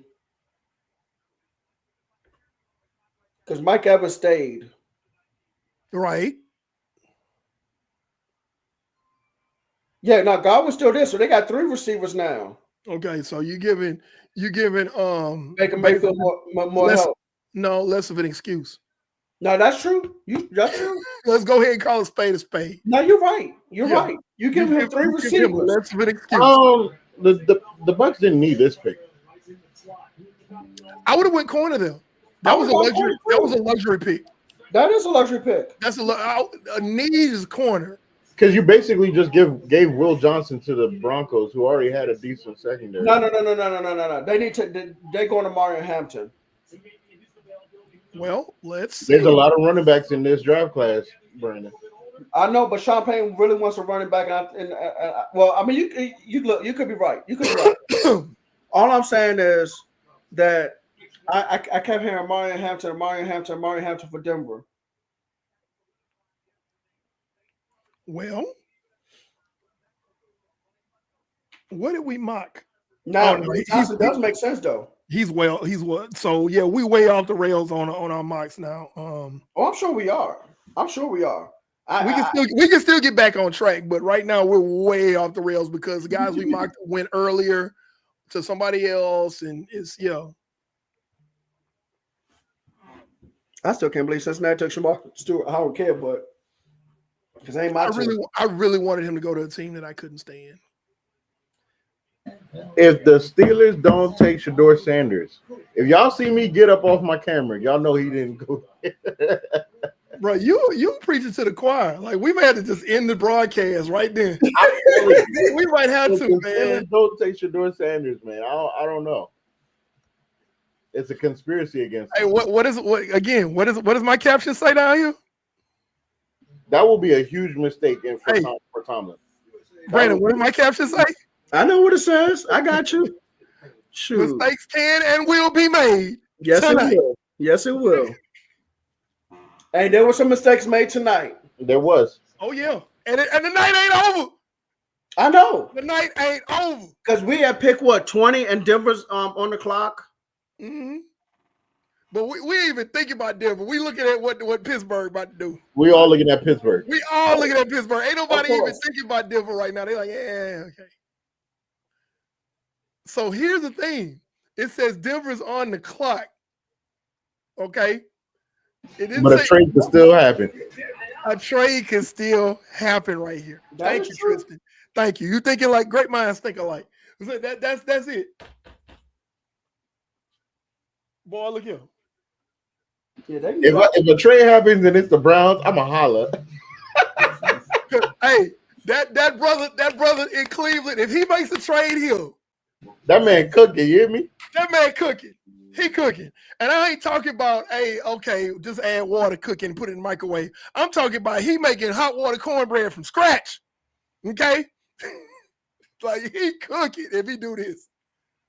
Like, yeah, y'all finna fire me. Uh-huh. Now that's an example of if it happens, they wrote me off, but I didn't write back. That's an example. That's an example right there. If he's able to do this, and it could happen, ladies and gentlemen at home, but if he's able to do that, boy, look here. Because they still the winners of the night, man. That trade. Because Jacksonville got fleeced. Oh my God, they got that fleeced. Trade. And I love Travis Hunter, but that trade. We all love him. I don't think there's anybody that doesn't love Travis Hunter, but not for that price. Denver's still on the clock. Uh-huh. Yeah. Having conversations. Hey, they on the phone. How much you want to bet they on the phone? Very, very detailed conversations. How much you want to bet they on the phone? They gotta come off. They gotta come off the phone soon, though. You gotta come off the phone soon. They got a little less than 2 minutes. Nah, you closer to a minute. You like at a minute 5. Well, I'm behind. My broadcast is behind. So. Yeah, boy. Let's see. 55 seconds. Pick us in. Okay, so they did make a pick. They stayed. All right, Pittsburgh, you're on the clock. I want to see who. So, Brandon, you thinking running back right here? Brandon? I'm not mad at I'm not mad at y'all saying Will Johnson. I'm not mad at that because Vance Joseph is running that defense. But but I just think Amari Hampton because Sean Payton was a running back. Okay, let's see. Like, because the guy that we mocked is long gone. He was gone before this pick. So Yeah, I know. that was Who do we say? we said Colston Loveland. Oh, dang, you're right. Yeah. And Chicago came in here and was like, no, we finna do this. Yeah. Twan, I don't get it. Antoine, if you still watching, I don't get it. I don't get it. Okay, your pick is in. Let's see what's going on.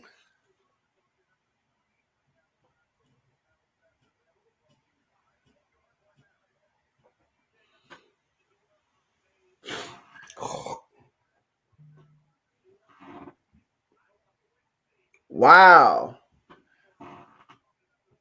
You got it already, Brandon? Yep. Yeah, I don't have it. I ain't got it yet. It's not even on the ticker on the screen. Yeah, I didn't look at my phone. I was just looking at the ticker. Yeah, I'm still waiting on the ticker.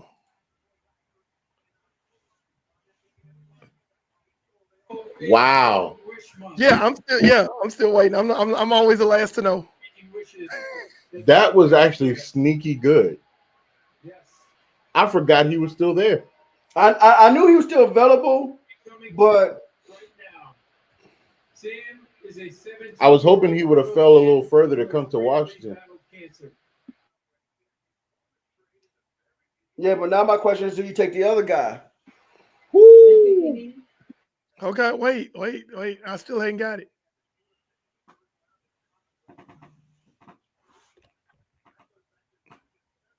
My ticker is slow. Wow. No, your ticker's not slow. They ain't do it yet because they got a cancer survivor making a selection. Oh.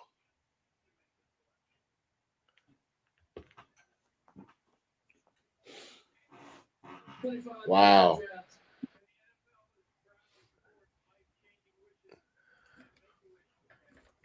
I mean, this is a sneaky good pick.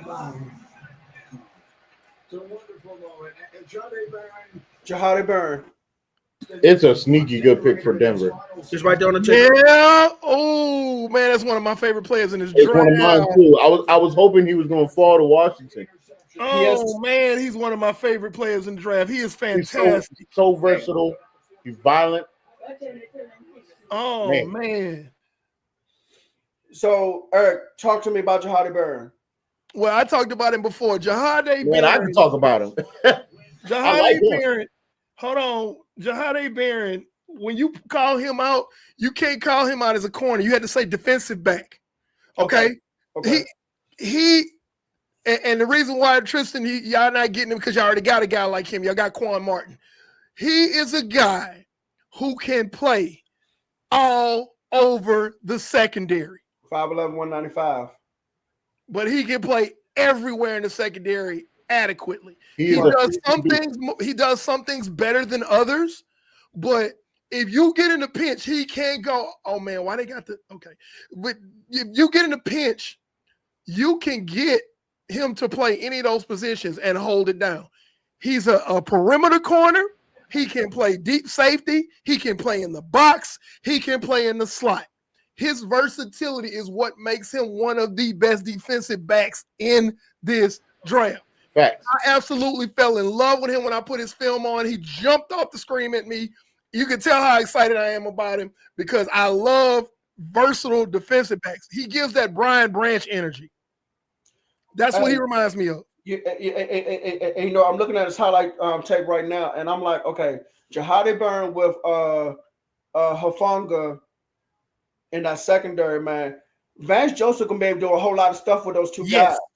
And see, Hufunga's gonna be your box guy, so you're not gonna ask him to play in the box because Hufunga's that guy.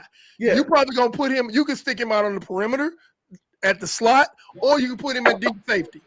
I would have him more so. I'm not saying he can't play on the perimeter. I would have him more so in the slot and deep safety at times. That's what he does the best. That's what he does the best. Absolutely. Because actually, Vance Joseph can get creative and blitz both of them. Yeah, man, look. The Steelers talking to somebody. When I tell you he's my favorite defensive back out of all of the defensive backs he's that I looked at, nice. He is my favorite. Now, I didn't have him as high, but he is my absolute favorite because of all the things that he can do. If the Steelers take Jackson Dart over Shador Sanders, I'm going to lose my mind. Show me a snap count.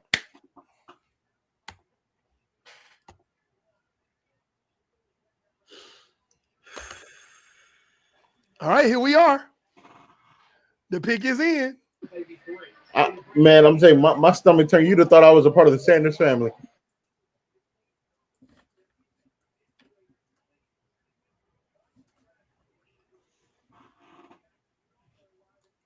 I'm telling you now, Eric, if you see me get out my chair.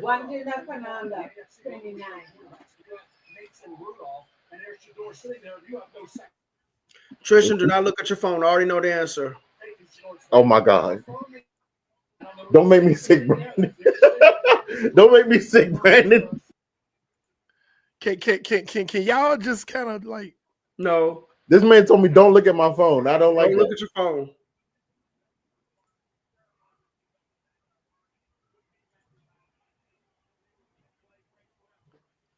Brandon, don't make my stomach hurt, Brandon.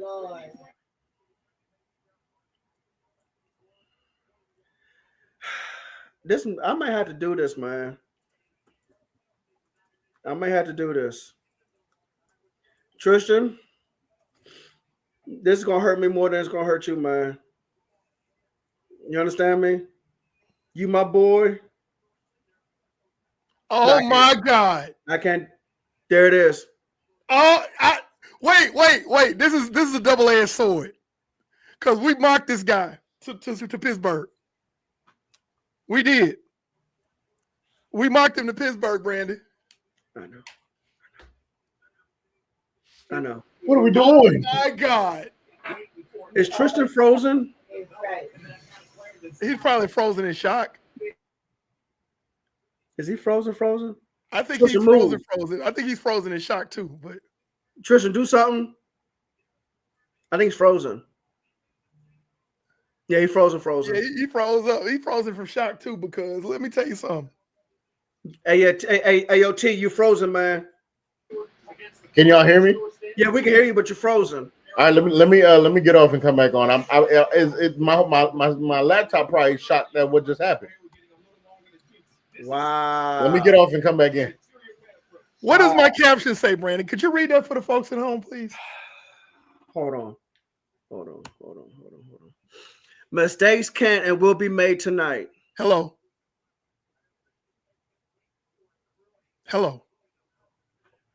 Bro. And I thought Derek Harmon was going to fall.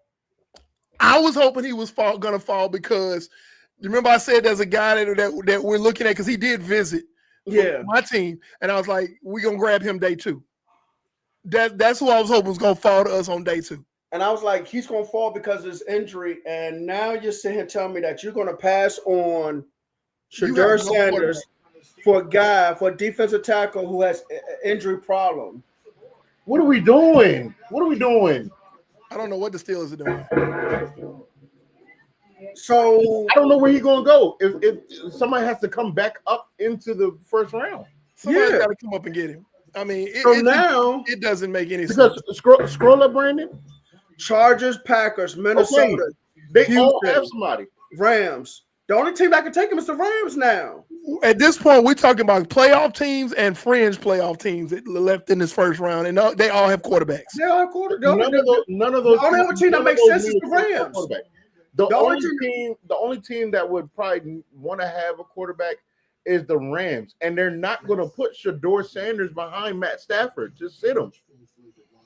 They're not going to want to deal with all that fanfare. So now it's time for some of these teams that's in the top of the second round to start coming back up. Trust me. All those teams right now, they're all getting phone calls. Yeah, they didn't because everyone probably expected. So hold on. So 21. So then let's do this real quick. Let me come out the first round. The Chargers are going to take Golden, so they're not going to leave that spot. So Chargers are going to take Golden. I believe so. Okay, Cleveland, Giants. It's got to be Cleveland. Oh, look at Cleveland. Look at Cleveland's top 4 picks. That's what I'm saying. It's got to be Cleveland. They can Cleveland package gotta be the those. one to They do it. can package those two second rounders Move back into the first. and move back into the first. The Giants will probably stay packed and get Jackson Dart in the second round. Wow. And Jalen Monroe's still available too. Come on, bro. Well, this hurts Milrow. Oh, because Milrow. Hey, Chicago got something tomorrow when we get started. Well, look where the Saints at. The Saints could redeem themselves. Yes, they can. They could. Oh man, Wow. I feel for Shador, man. That's unbelievable. This is crazy. This is interesting because Cleveland's number 1. New Orleans got to be number 2, and the Giants. Yeah, those are 3 teams. You got to watch them. We got to watch these guys for the rest of the night. I'll be paying attention tomorrow for sure. We also got to look at Washington. We got to look Trade at Washington at 29. They're going to field calls. Yeah. Well, almost everybody should be fielding calls. I would feel. Now, you know what, Tristan? I know that's your team, but honestly, there's a wealth of defensive backs, and there's I know. linebackers. Might stay packed. He might stay packed because you got some defensive needs, and there's some defensive players still there. That's really.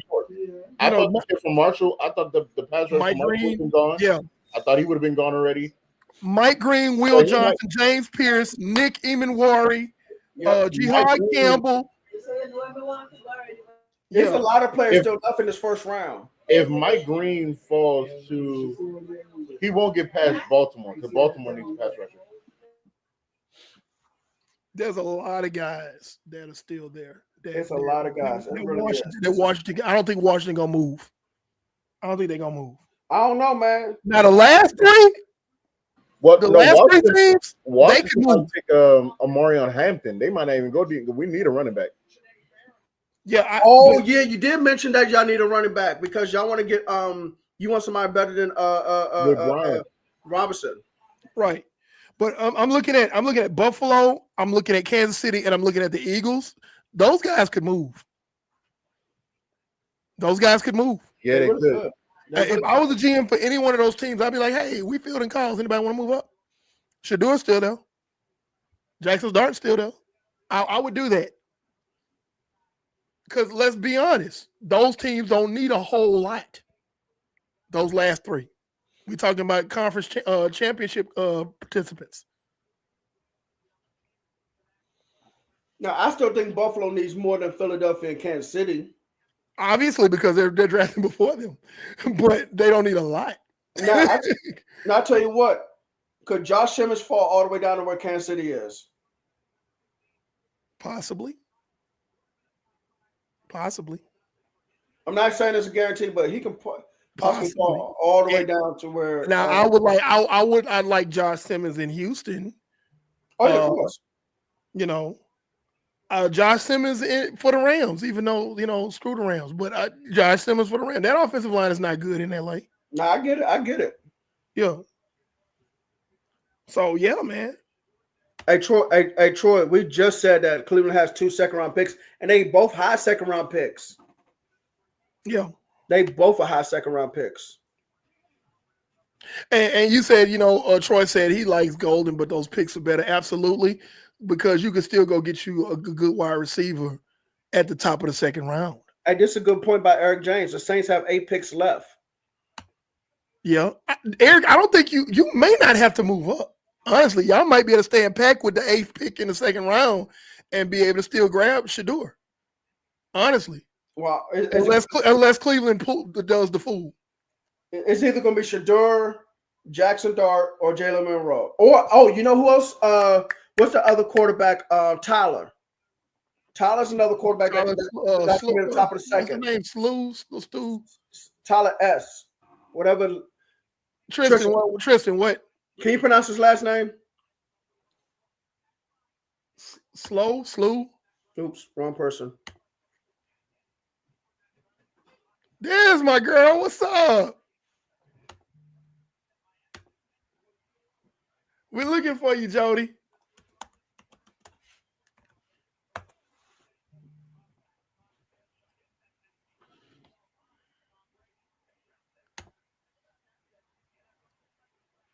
Why is Mel Kiper still on our TV?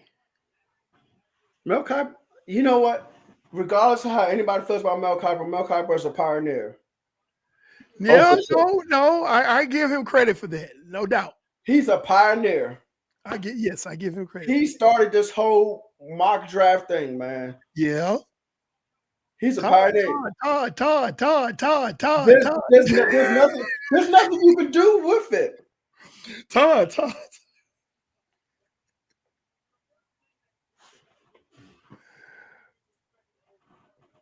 I really like Golden here. They may not like Golden. For the Chargers, I think it'd be good. I like a receiver there. Because Lad McConkey needs some help, and I don't trust Johnston. Nah, Quentin Johnson, man, forget him. I don't trust Quentin Johnson. So Nah, he got no hands. And we said that pre-draft before he came out, and he's proven us right. Yeah, I remember somebody on Twitter said he can catch. I said, okay, I don't know what you're looking at, but that boy can't catch one for. Yeah, I don't. Yeah, you're looking at the highlight film where they show him making every catch. Right. You know, I watched him because he played at TCU, and you know, a lot of his games were local games that were televised. I'm like, who is this guy with all this speed dropping the passes, man? Who is this dude? The boy's hands made out of WD-40 grease. Featherstone. Yeah, I remember Necessary Roughness. That movie came out in like the 90s. Sinbad was in it, Scott Bakula, and you had that receiver that could fly but couldn't catch nothing. Hey, you remember the movie The Replacements, and they got Clifford Franklin? Clifford Franklin. That's Quentin Johnson. Yep. Because he can flat out fly. Quentin Johnson can flat out fly. But cannot catch. Hands are questionable as hell. Oh. Wow. It's on the trigger, Eric. Amarian Hampton. Yeah, that's okay. That works. It works. It works. But they just added old boy from Pittsburgh. Well, now Harbaugh likes to platoon his running backs. But Harbaugh loves to run the football. You know, I know. And he platoons his running backs. He uses more than one. Wow. Okay. He is, that offense is really gonna be physical. All right, Houston. Y'all might be able to grab Golden. But I'm curious about this because he's more dynamic than Najee, in my opinion. You gonna keep this kid, you gonna split his carries? He's a dynamic runner. You know what, Tristan? You know what this reminds me of? This reminds me of 2016. We had signed Alfred Morris as a free agent running back, and we had drafted Ezekiel Elliott. And it was only a matter of time before Zeke was guaranteed to be a running back.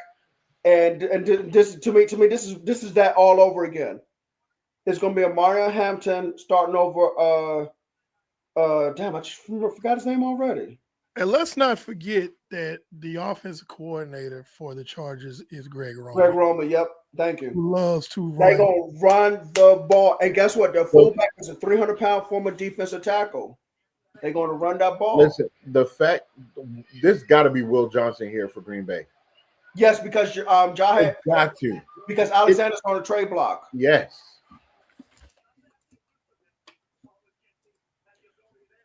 It's got to be Will Johnson here.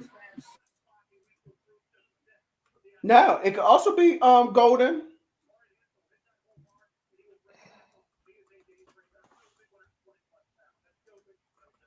This is a good comment right here. Hold on, let me see. Oh, what up, Jody?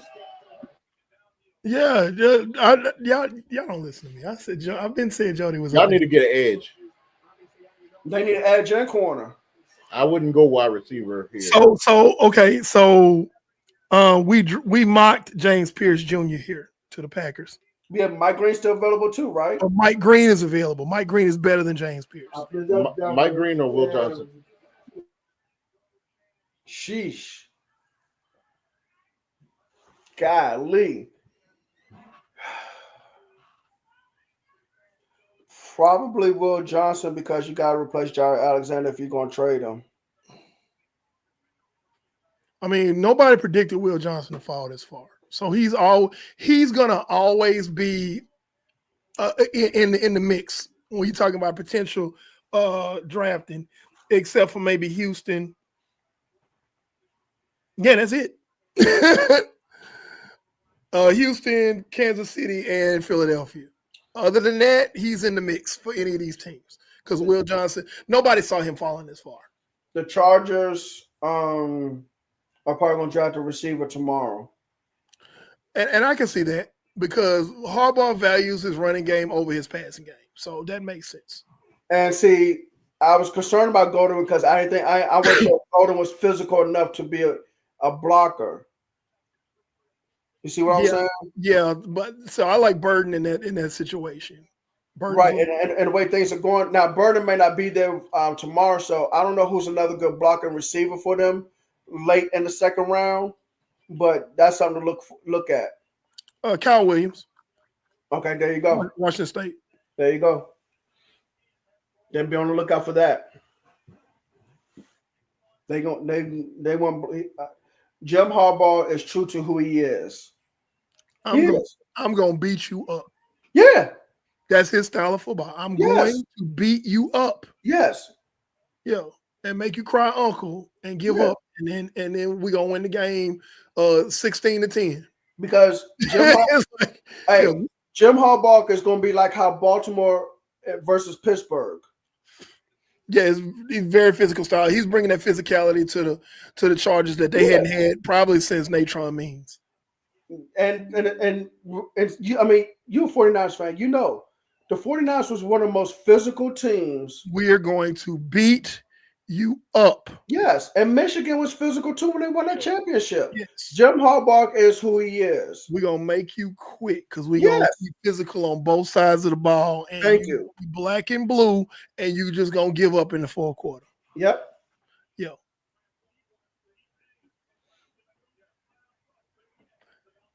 Yeah.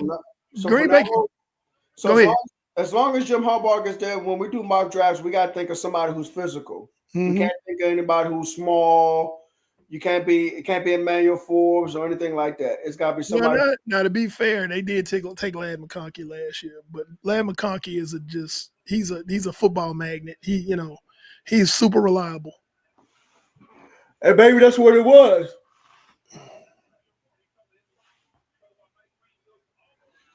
But he also took the offensive lineman in the first round last year too. Yeah. Well, let's see. We got less than 2 minutes for Green Bay. Like I said, we mocked James Pierce, but Mike Green is still on the board. And Will Johnson on the board at corner. This is crazy. And Will Johnson is still there at corner. I mean, there's some guys that we didn't think were going to be there that are there.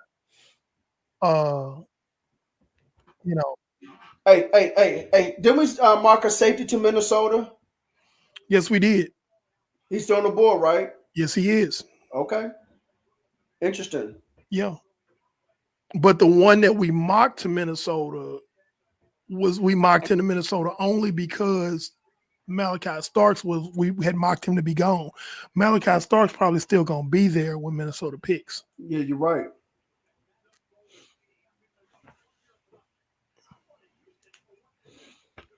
We are in pick 23 of round 1 of the 2025 draft. This is Just a Fan podcast. Thank you for tuning in and watching.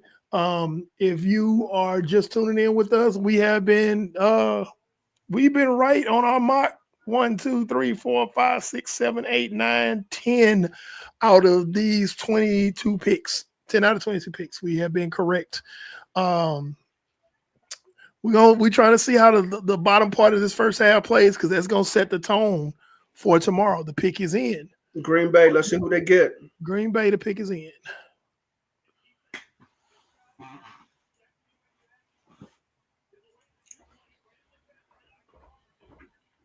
I tell you, this draft is very interesting, man. I'm gonna have to definitely look at this because first of all, I'm glad I'm off tomorrow because it gives me a chance to really settle down and relook at this draft, man. This first round. because teams are picking players. I just didn't see it happening.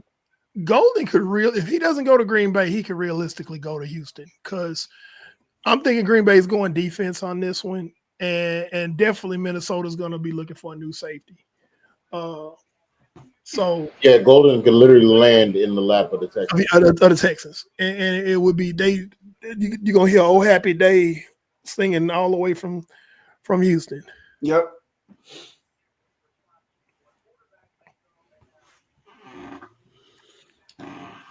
Ticker or TV? Ticker or TV? Come on. You got somebody else coming in and say something? That's why they are in Green Bay, so somebody would say something. Yeah. Donald Berry said all 100,000 people that live in Green Bay are there. Donald. Lord have mercy, Donald. Like basically everybody's house is empty in Green Bay. It's like a small town in Texas on a Friday night when there's football. Man. I think got Mark Murphy making an announcement. Okay.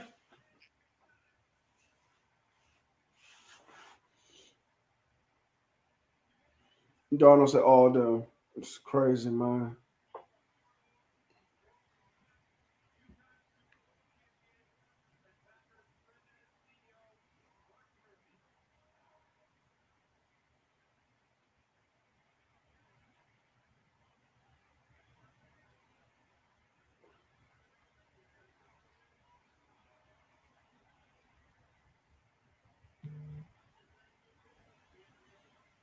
Bro, come on and give the pick. You over here talking, bro. That's another thing I hate too, man. Everybody just got too much to say, man. I just want to tell people, man, shut Just up. say the pick, bro.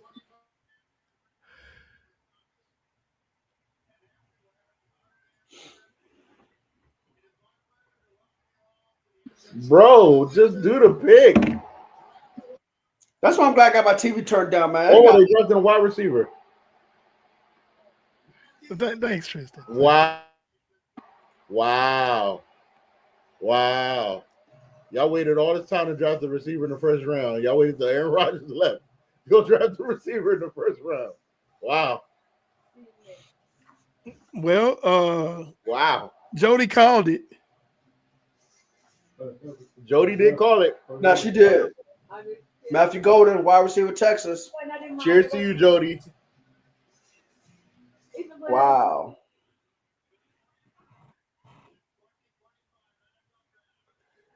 Man, Jordan Love gonna be able to throw that ball deep down the field. Yep, and all his games gonna be high scoring. Man, that boy gonna be able to throw the ball 75 yards down the field. You talking about a kid in a candy store? Go deep. All right, Minnesota on the clock. That's crazy. So Minnesota probably no, but they need a safety. We thinking safety there. I'm thinking Malachi Starks right there. We did mock Nick Emenwari there, but Malachi Starks is the higher ranked prospect at that position right there. But that doesn't mean anything because I mean, look at stranger things have happened in the NFC North as of tonight.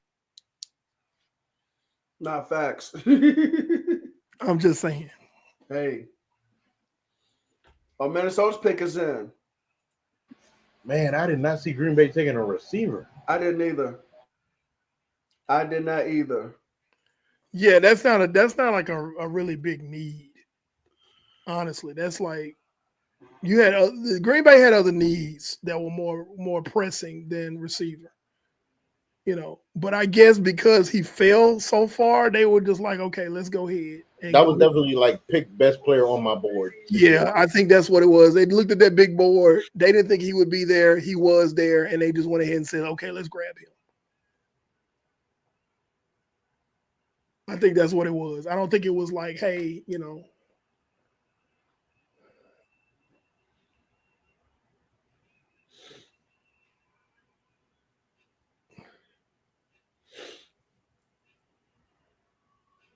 You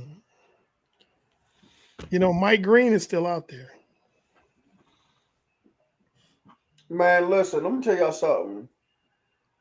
If they get Mike Green, because they drafted Dallas Turner last year, Mm-hmm. Mike Green, Dallas Turner, Javon Hargrave, and who's the former commander, D tackle? Oh crap. Tristan? Yeah, what's up? Not Deron Payne. Who's the other one? On what? Defensive tackle. Newton. No. He's not on your team anymore. Allen. Yeah, Jonathan Allen. Jonathan Allen. Okay. Yeah, Newton's gonna be the new starter. Dallas Turner, Jonathan Allen, Javon Hargrave, and Mike Green, and a Brian Flores aggressive defense. Oh yeah, Vikings defense. Nightmare. That'd be nightmare. Look, that front is nasty. The front is nasty already. And Dallas Turner didn't do nothing last year.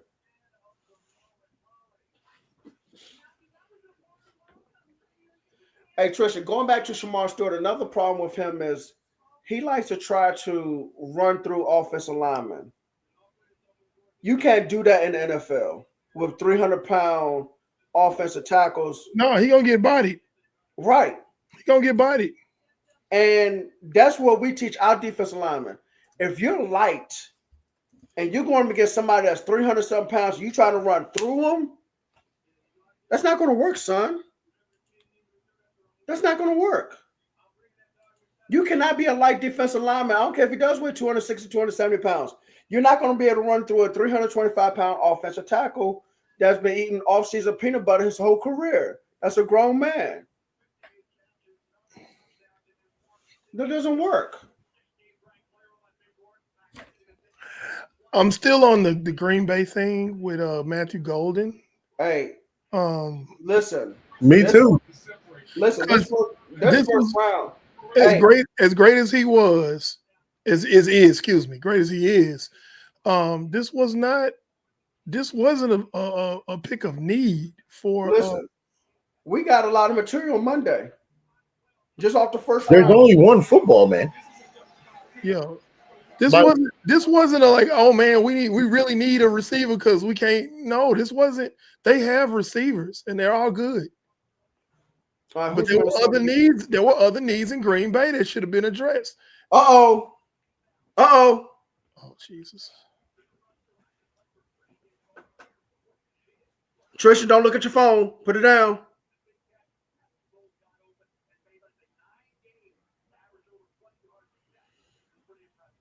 Let's watch Minnesota's pick. This is going to be interesting. I can't wait to see it. Why you said don't look at my phone? Somebody made a trade. No, it was a damn rush. Hush. I'm looking at my phone. No, stop. It's a reach. It's a reach. Donovan Jackson, guard. It's a reach. Yeah, that's a reach, all right. It's a damn reach. That's a reach. That is a huge reach. Yeah. Now watch this. Josh Simmons is still available. Houston's on the clock. This gotta be Shador.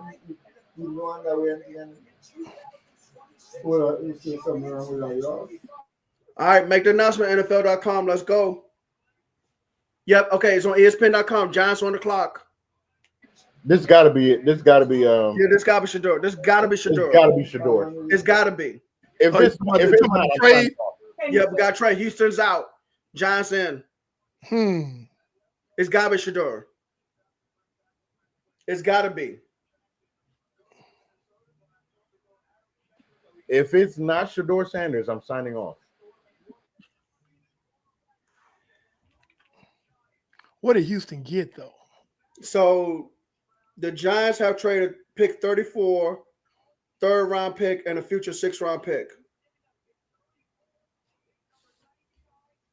So you have 34, 99. And next year's 3rd round pick. And 2026 third. Yep. That's not bad, Houston. That's not bad, Houston. That's really not bad. It really isn't. At the end of the Second, day. Houston, you got the Jackson second Dart. pick That in boy the got second somebody round. smiling. Huh? If it's Jackson Dart, bro, Wow. Brandon, you're awful at this. I'm just telling you, you thought I was bad. It's Brandon. Brandon is Taylor. awful. Both of y'all are terrible, actually. But No, Brandon, I've been good. I've been good this year. This is all Brandon.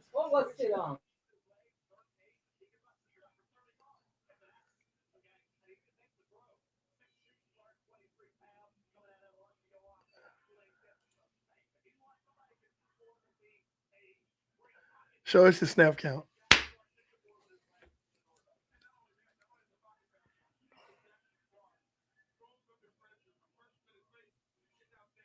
All right, on the ticker says the pick is in. The Rams on the clock. Let me look at my phone because I ain't got time for Brandon shenanigans. Hey.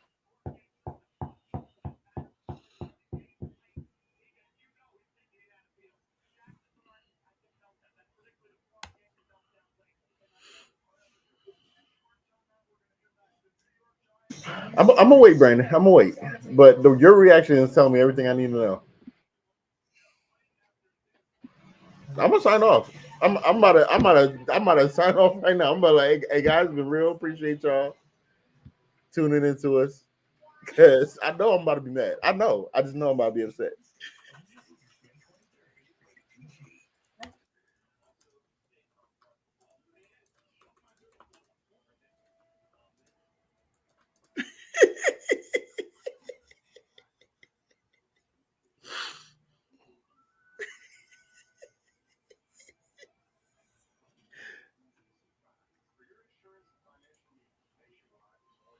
Man, get rid of commercial. Dang.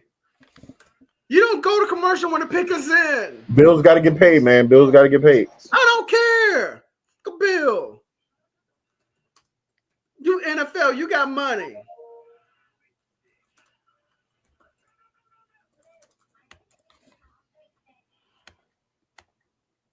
Eric, stop asking. Be quiet. Man, no, I ain't gonna stop asking. Stop asking.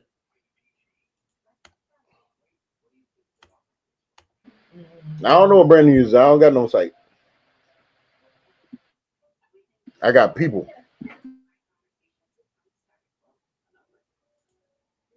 But I'm purposely trying to watch this like everybody else, so I'm not looking. All right, we know every kiss begin with K. Thank you. But based on Brandon's reaction, I know what I'm sure I'm going to be mad.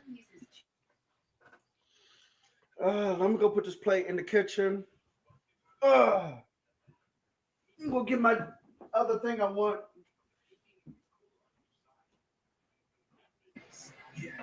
I'm telling you, Eric, this is gonna be the talk of the week. This is gonna be the talk since Aaron Rodgers.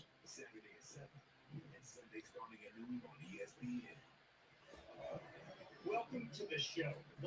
Trying to tell you. I should have played some bets on this. I would have made some money tonight.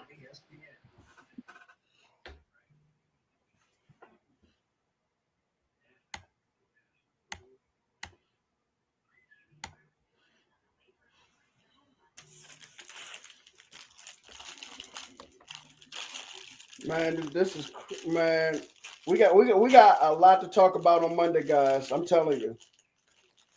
We got a lot from pick 2 to now. We got a lot to talk about.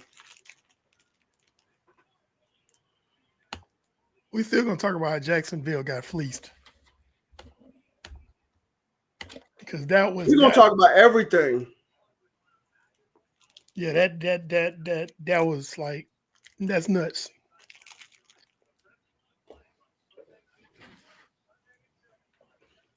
Eric James saying the Falcons trade with the Rams.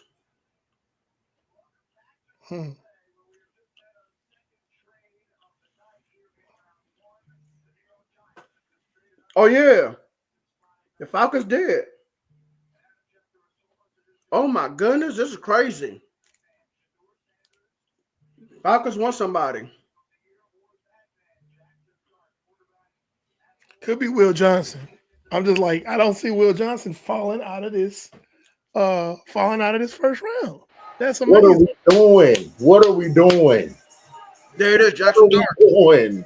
Jackson Dart. What are we doing? Are you serious? Yep. Show me a There you snap count. Wow. go. There you go. What are we doing? This is crazy. This is literally Aaron Rodgers all over again. Uh-huh. And it's going to get worse because who's going to take him?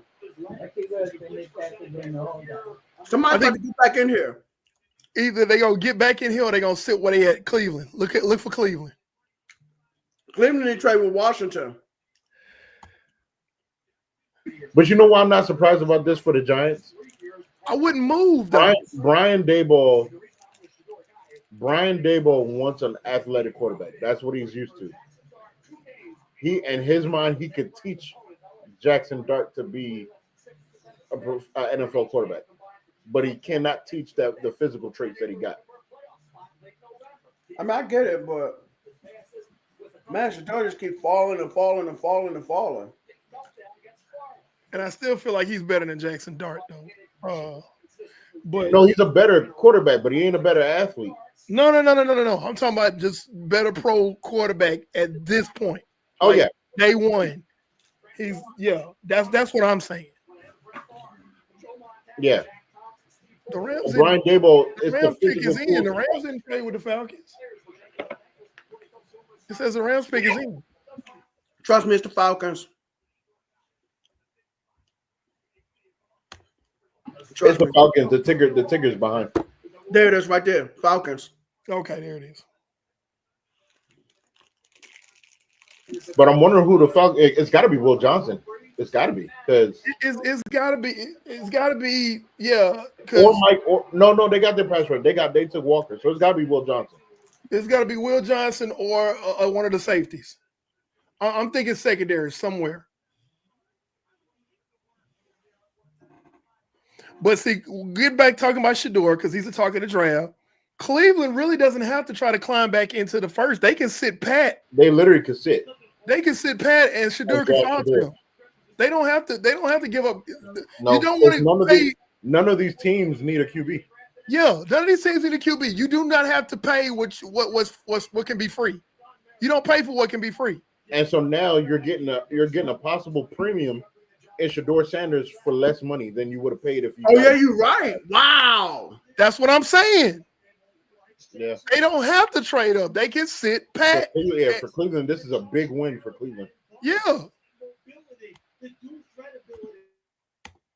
Wow. It's a heck of a move for Cleveland. This is a big win for Cleveland if they take Shador in the second round. You ain't lying.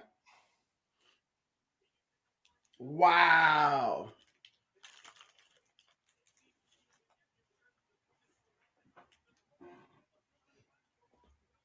That's a steal. That is a steal. That's a huge steal. Because none of the teams that are picking right now need a quarterback. Not now one. So, yeah, they can sit right there and let Shador fall right in their lap. Wow. Mm-hmm. Now, if somebody wants Shador, they're going to have to make some moves. They're going to have to, wheel and deal. Yeah, you're going to have to. But right now, the Browns are in position for him to fall in their lap. Yep. And you know what? He can learn from Joe Flacco. Yeah. Yeah. Joe Flacco, man. Falcons also we could also see Jihad Campbell go to the Falcons too. Ooh. But that's not the pick though. Oh, and here it is. James Pierce. You got another edge. Another edge. Wow. Okay. So that tells me that That tells me either they're not happy with Matthew Judon or they're gonna have Jalen Walker in the middle. And Matthew then Judon is old. how old is he? I'm about to say Judon is long in the tooth. How old is he? 30. Hold on, let me look it up. But he's not. He ain't no spring chicken.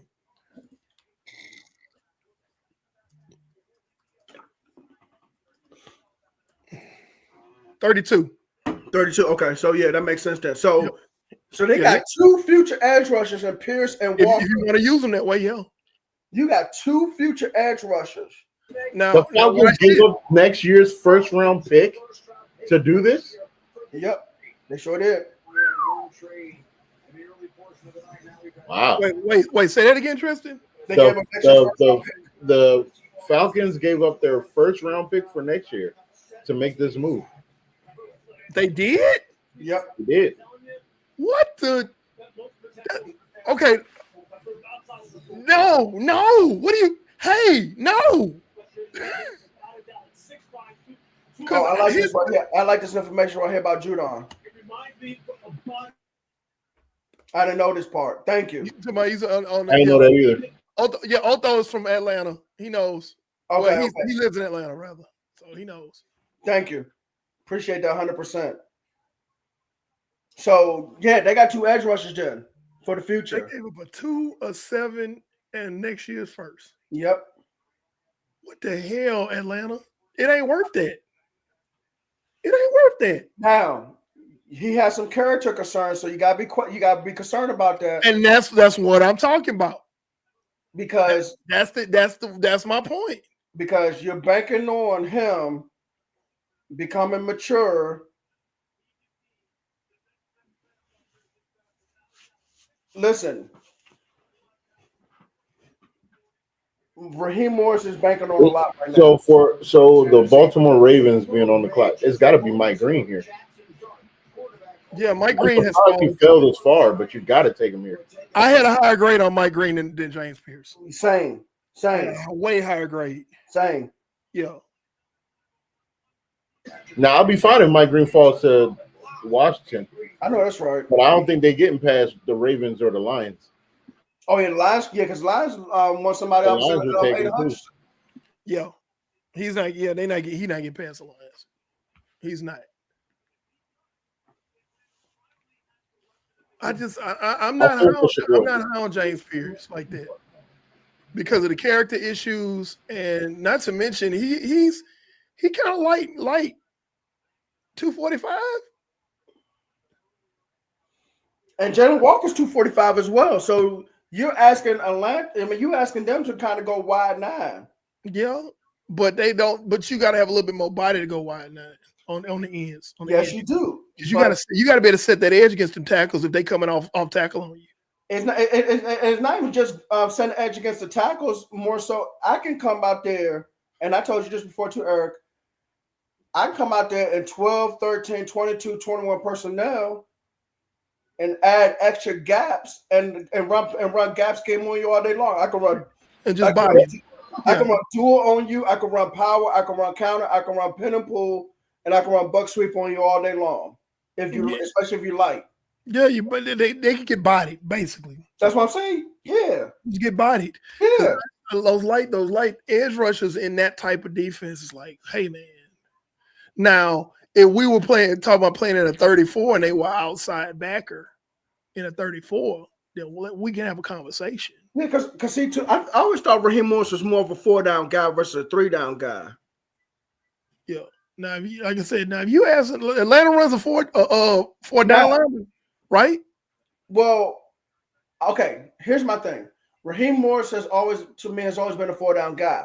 However, he has been around 3-4 guys as well. So are you thinking maybe a scheme change or a tweak? It's got to be something with these really light edge guys. Because who's the defensive coordinator? That probably tells me everything I need to know. I think Raheem Morris is. Well, he's the head coach. Is he yeah, I think he's a DC. He's a head coach in DC. If I'm not mistaken. So what I'm reading up on is the reason why Will Johnson is falling is because they said there's some NFL teams that have been that are still concerned about his knee. Oh, the knee. Yep. Ah. They think it's a long-term thing and not something it'll get past. Well, yeah, that'll do it. That'll. Now, Trent Baalke was you still a like that, GM. He would draft him. Now, I tell you what, you know what? I thought it was going to be because this man has never ran a 40-yard dash. He didn't run a 40-yard dash in high school, college, or NFL. Well, he has a degenerative knee. He ain't going to do that. You're never going to really know his true speed because that knee has always been bad. Okay. Yeah, that's a problem. It's the Todd Gurley situation. So while we on commercial, let's talk about it. Where do you see Will Johnson fall into with that issue with the knee? Well, right now, day 2, because Washington might take the chance just because of the talent. They might take a chance. Well, no, but they might not because there's other DBs in this class. I was about to say that you got Siobhan Revel, Benjamin Morrison. Yeah. Look, let me pull up, boy. If I pull out this list of DBs, boy, so he would be a day 2. So you think he won't get out of day 2? We don't know that. But right now it's day 2. The only team I could think of in this round would be Washington, but Washington, because there's pass rushers that are still out there that haven't been selected that we thought would have been gone. The pass rushers are going to come before the DBs, absolutely. Absolutely. But what my question is, what I'm asking is like, do you think Will Johnson will get selected in the second or third round, or will he fall past that? It's because of the issue with the knee. You see what I'm saying? That talent, I don't think that's going to go past the second round with that talent. You pick him in the second round, you get the rookie contract out of him. That'll work. Yeah. All right, Baltimore took Malachi Starks to pair him up with Kyle Hamilton. There it is. Now you got your safeties. I like it. You still need a pass rusher, but you can get one. Detroit, Mike Green. Yeah, I mean, if Mike Green somehow falls to Washington, imagine. So about Malachi Starks, I think he's a good safety. He wasn't my best safety on the board. He wasn't. I would have taken the kid from Oklahoma. Hold on, let me go to my list because I got it right here. Hold on. Give me a second. Wait a minute.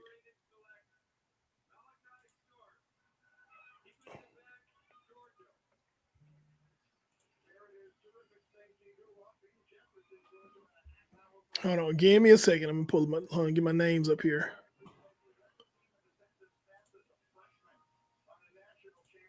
$6'1", 200 pounds. Okay. So I have a higher grade on Nick Emanwari, and I have a higher grade on Andrew Makubu than I have on Malachi Starks. I think I like Andrew Makubu. Yeah, I have a high grade. Xavier Watts isn't bad either. There wasn't what Malachi Starks and Xavier Watts. Again, this is my grade. This is my grade. So I was listening to Vach, and I think I like Andrew Makubu. Yeah, he's another guy that's kind of versatile. Now, he's more safety than corner, but he has the ability to get out there and play a little corner if you need him to. He's not as versatile as a Jade Barron, but yeah, he's pretty good. All right, Detroit, who you taking? It's got to be Mike Green. Now I look kind of skinny for Mike Green if that's him. If that's him walking.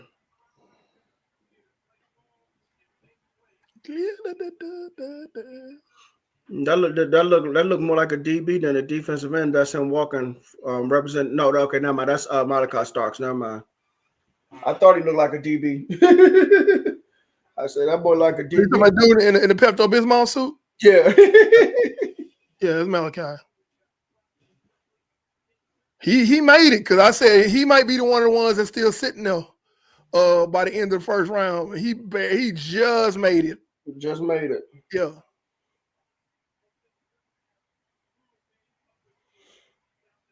How did Jalen Monroe get invited to the draft, and he is unless something else happens?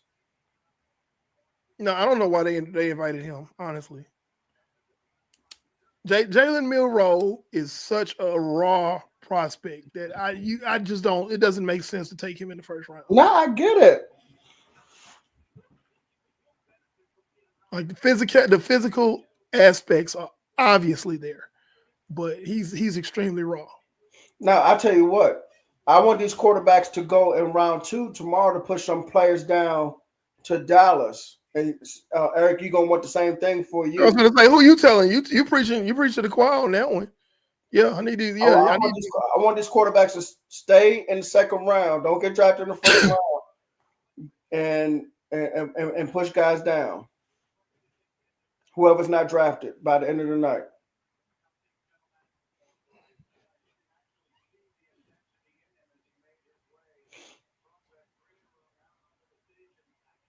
Hey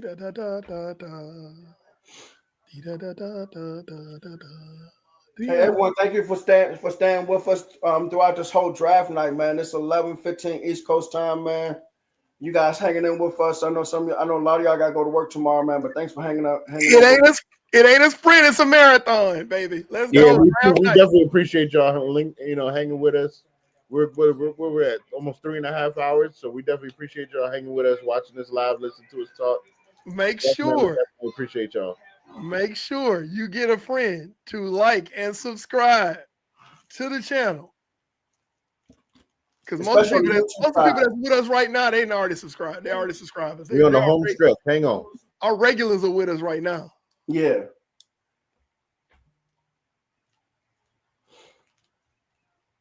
If anybody's watching on the Facebook side, make some noise. Say something in the comment section, please. We'd like to see you. If you're still watching. No, we got rid of the troll after he got. Well, no, we had some other people besides him on Facebook side. I just want to see who might be in here on Facebook. You can type something in the chat, and we'll see it.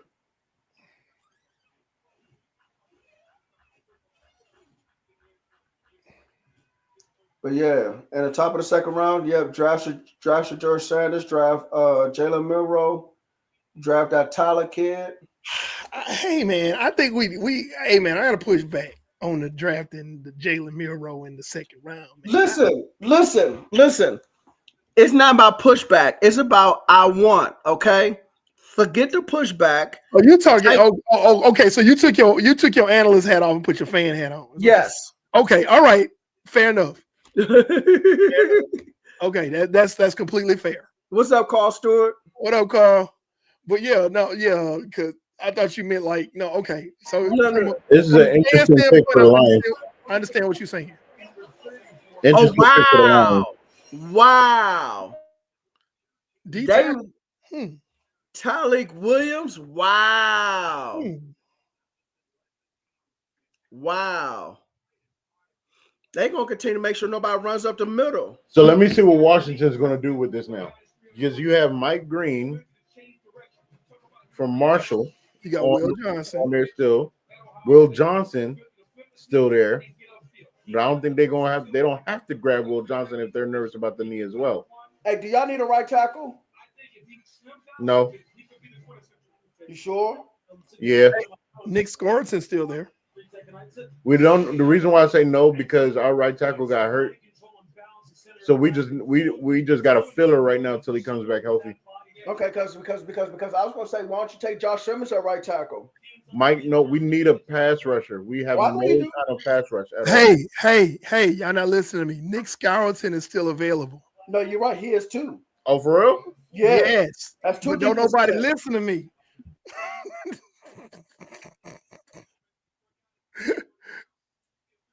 And actually, there's another defensive man that's still available too, Donovan Easy. Oh, that's the Boston College kid. Yep. Yeah. You got 3 defensive players you can choose here, Tristan. Yeah, I'm curious. Tristan, is Cam Curl still with the Commanders? Nah, he was with the Rams last year. That's what he was with the Rams last year. Ah. What's up, Kiro? Your boy Doug Martin got him out of here. CB.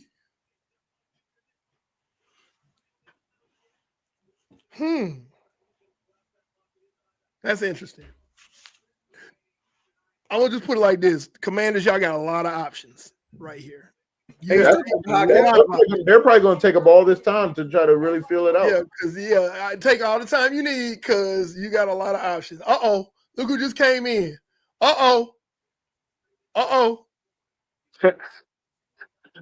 glad I'm not in the green room anymore. I've been trying to get in for a while, on and off. How long you been But here? I've been watching. Brandon, 100%. I couldn't see it. I couldn't. No, honestly, I couldn't see it. Why didn't you say something? I called your phone.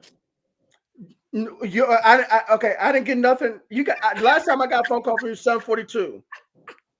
It's all good. I'm here now. I've been watching. It's all good. Hey, I'll wait for y'all to start arguing. Well, why didn't you say something to Eric or Trishan? I posted in our group, but I'm here now. It's all right. It's all right. You gonna post in the boy? I got screenshots and timestamps, but let's continue. He got screenshots. Hold on. Now he got screenshots and timestamps. Nobody care about your screen. Why didn't you? Lord have mercy. No, continue, gentlemen. I'm enjoying this. Continue. Lord have mercy, Steve. Well, I'm here Steve, now. I'm here. Well, Steve, I will say this though. I don't see anything in the group chat, but on Marco Polo, your audio the second time, your audio still didn't come in. But I'm just listening to it, but it's staticky. Right. But I need the opportunity to join the show. That's on Brandon. Steve, you could have said something in the private chat. Or as a moderator, you can look at it's like, again, I'm here now. I was here not now. able to see it, Steve. I'm here now. I told you that. Golly, boy. I will not be. Listen, I tried to join 15 different times this evening. It's fine. Steve, That's you are crazy. here. Steve, you are deep. You deep. I enjoy this. That's crazy. Let me tell you something. When Steve and Brandon go at it, you just gotta sit back. You started my popcorn. I keep saying I'm here now. Brandon's focusing on I can dig into when we're wrong. Y'all know but I'm here now. That's what's important. And I've been watching the draft. I've been watching the show. Mm-hmm. You know, but as a moderator, but you have to see who's in the green room and entertain comments as well. Put some in the private chat. And I'm mobile. Private chat. You say you mobile. I got a headache. Brandon say he got a headache. I just keep saying I'm here now. I don't know why we just can't just. Steve say he here now. Move on from now. Steve said move on. It's been a good show. It's been a good show. I've tuned in. Try to it's been a good show. It's been a good show. Hey Troy, listen, I was laughing when he said timestamps. He said he got screenshots and timestamps. Okay, y'all do. I got screenshots. You're backstage. You're backstage. Yeah, anyway, you're backstage. Okay. That's how you know you've been waiting for long with your timestamps. I'm an IT dude. I'm a have receipts. Listen, I know how to document everything. I'm here for it. Mm-hmm. Anyway, Washington, who you about to pick? Okay, y'all through? Okay. Y'all are so entertaining.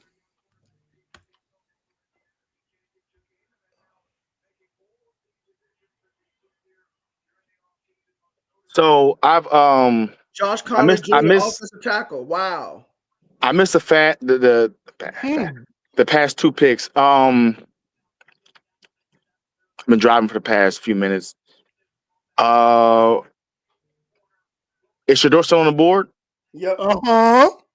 Still there. Yeah, I thought that would be the case after who didn't get him? Pittsburgh Steelers. Yeah, that was my last hope for him. I said, if they don't get him, he's falling to round number 2. Yep. Yeah. He'll be the first pick of day 2 with the Browns. Yep. I concur. So Trisha, you guys do not go defensive end, you go offensive tackle. Talk to me. I'm not mad at it. You want to protect Jaden Daniels. You want to. I mean, you want to really solidify that offensive line. You got a lot of pass rushers. I just don't know because I didn't study offensive line. I don't know about this kid that much. I think he's like the 5th rated tackle on the board, if I'm not mistaken. The only other offensive tackle worth taking now is Josh Simmons. That's the only other one. If you don't get Josh Simmons, if you need an offensive tackle, forget it. No, that's not true. There's Ariante Ursay out of Boston College. He's got a day 2 grade, but he's very good. He can start for you day 1. So we just did the big move to get Laramie Tunsil, and this guy played predominantly left tackle in college. Which means you got to flip him over. You don't have to flip him. You don't have to flip him. He's nimble though. I do want to get my thoughts on a few picks. I was surprised by Chicago getting a tight end as high. It's not the tight end, Steve. It's who the tight end was. Who the tight end was. Yeah. But I don't think that was their immediate need. I like Dallas's pick. We needed that. I told Brandon, I think I told you guys as well. With Zach Martin retiring, we had to address his position immediately with the best at that position that's on the board. I like Amarian Hampton's where he went. You like it with Najee being over there? I like it for the team. He hasn't been the most durable, but I mean he's one of the best players on the board. So and as a Dallas fan, I'm used to us doing that kind of thing. But I'm cool with that. I mean, I think a lot of picks made sense. I'm just curious as to where Shedeur goes because I think wherever he goes, first pick he'll be QB number 2 immediately. First pick Cleveland. First pick in the second round has got to be Cleveland. If he ain't going to Cleveland, then I don't know. Yeah, he gonna be. But remember, his dad. We don't know the conversations. Deion was like this. He ain't gonna play here. He ain't gonna play there. So it's like, okay. At this point, but the Steelers want one of those spots. I'm gonna be real with you. At this point, Beggars can't be choosing. He can't choose. He got to go where he's going. This is the NFL. That's what I'm saying. This is not NIL. This isn't NCAA football. Yeah, you're gonna get where you can get first round to get that money. And to be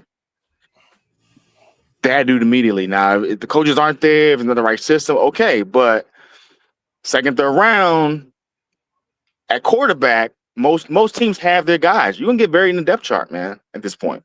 Okay, so point of order about day 2, since we're getting close to the end of this. So I was looking at the tracker. In round 2, if Cleveland doesn't get him and pick 1 or 4, which I doubt, that's highly improbable. I think he's going to go on one of those picks. You could look at possibly the New Orleans Saints coming back at pick 8 of the second round to grab it.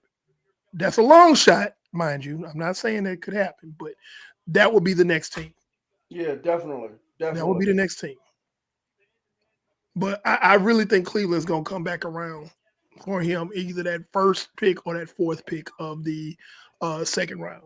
If Cleveland is smart, you take him with that first pick in the second round and just get it done. Yeah, and don't let nobody try to trade up into that second or third pick, because that's what Cleveland could mess up. Cleveland could not take him in that first pick.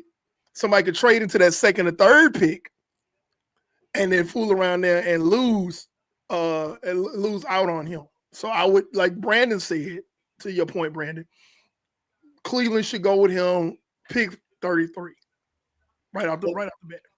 And then if I'm Cleveland, I would take a wide receiver or something else.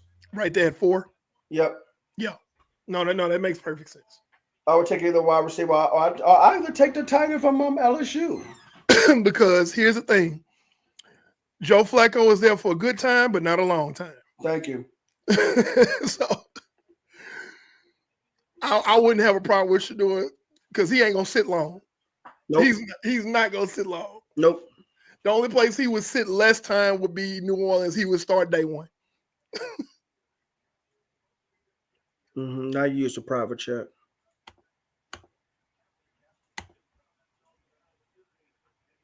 Okay. Oh, I didn't know you had left, Steve, but I'm glad you said something.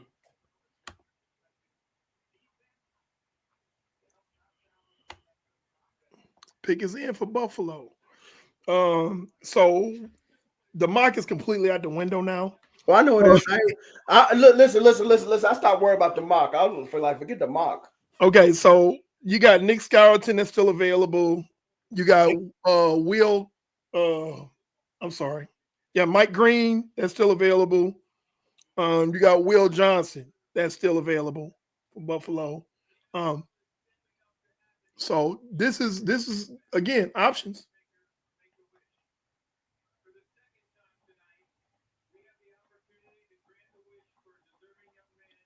So I'm like, if Shador's falling to round 2, I hate to say it, Shiloh may not get drafted, man. You say Shiloh? Shiloh's definitely going to be an undrafted free agent. If they're doing this, Shiloh going to be an undrafted free agent.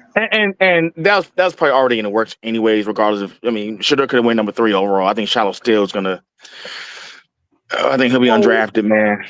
So I have a higher grade on Shiloh than most people. I got him late day 3. I think somebody's gonna take a flyer on him late day 3 just because of his hustle. He could be a really great special teams guy and then mold himself into a starting safety in the league later. But I hear you. He can contribute special teams day 1 just because of his hustle and his tackling ability. Buffalo's taking Maxwell Harris at corner. I think it was gonna be a corner, but not that one. Kentucky. But he could. I mean, I would love for him to be drafted, man. I really want to see the whole family do well. I really do. We'll see. Oh, did they swap picks? Because Brian Daboll, since you put this question up, because Brian Daboll is there. They swap picks. Who swapped picks? Phil and Kansas City. No, they didn't. Yes, they did. Oh, they did? Yeah. So who is Philly trading up to go get? Jahad Campbell or Mike Green. They didn't have to do that. No, somebody must have been trying to get up there where Kansas City was. Somebody had to be. Somebody was trying to get up there. But to answer Josh Simmons. To answer Demarion's question, because of Brian Daboll, because he doesn't have to start day 1, I think it could be a good move. I think Brian Daboll feels he has another Josh Allen project with Jackson Dart, and he can recreate that again for New York. I just don't like that Shador fell so far, but if it had to be somebody, Jackson Dart he was my number 3 behind Cam Ward and Shador. Philadelphia's definitely get a front 7 player. It'd probably be a defensive end because or linebacker. Yeah, I'm thinking edge or linebacker here. And then I'm thinking Kansas City goes to Josh Simmons at 32. It would make sense for Kansas City to take Josh Simmons at 32. Yeah, I'm thinking that's what it is. You got to. Because what Philadelphia did to you was embarrassing in the Super Bowl. It's got to be O-line.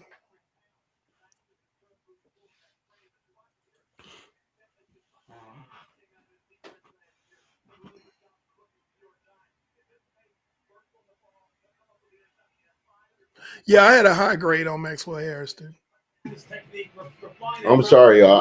I really feel for Shador, man. Shador definitely got to go number 1 to Cleveland. Like this is job disrespectful. The man went to 2 different programs and changed life. Yeah. Like there's kids that might get drafted this year because Shador threw them the football.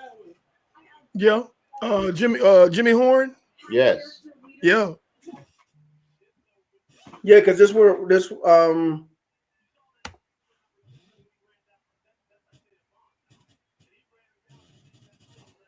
Eric, what do you think about this? What's that? Oh wait, I'm sorry. Put it. Stick in with Colorado. Jimmy Horn might go late third or possibly or not. Oh, a late. When you say late third, Donnie, you mean day 3? Yes, I have a day 3 grade on Jimmy Horn. I do. But he's going to be of value to somebody's team. But I do have him day 3 as a day 3 guy.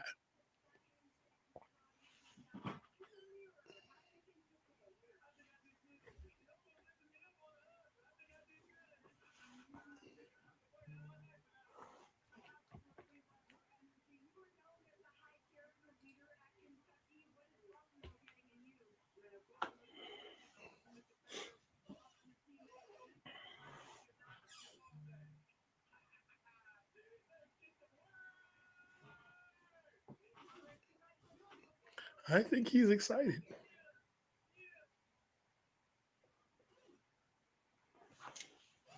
I already know who Philadelphia's getting.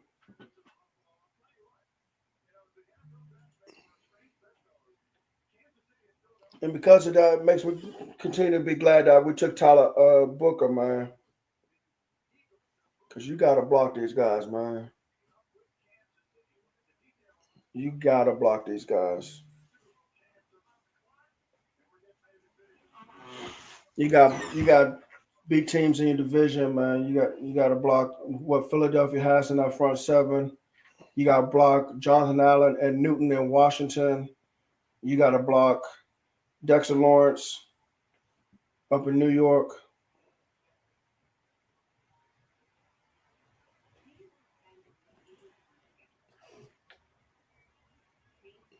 They are really dragging this out.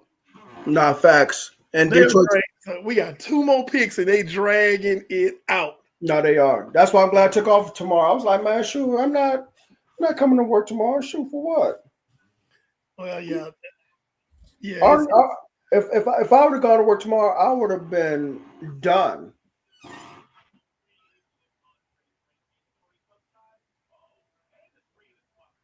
I would have been done.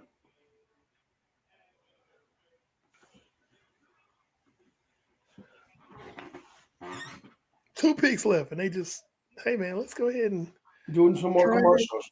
And they can probably do another commercial for Kansas City too. Yeah, just come on, man. Like Philadelphia's pick is in. Kansas City's on the clock.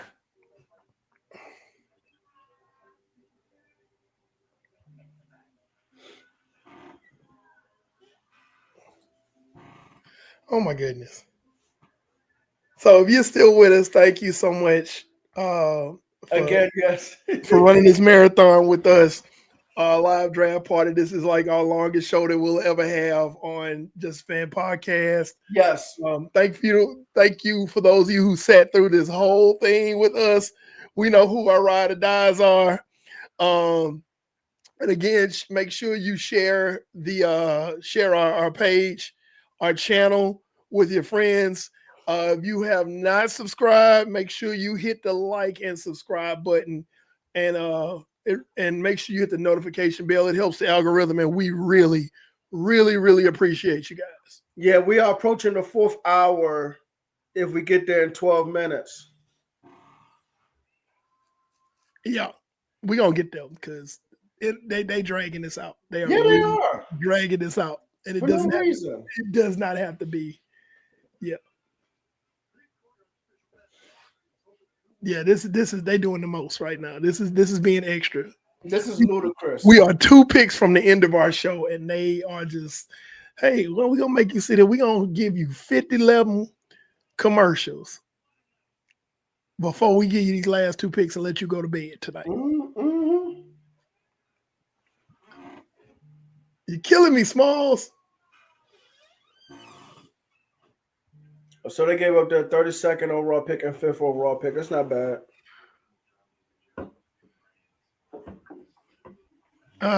There it is.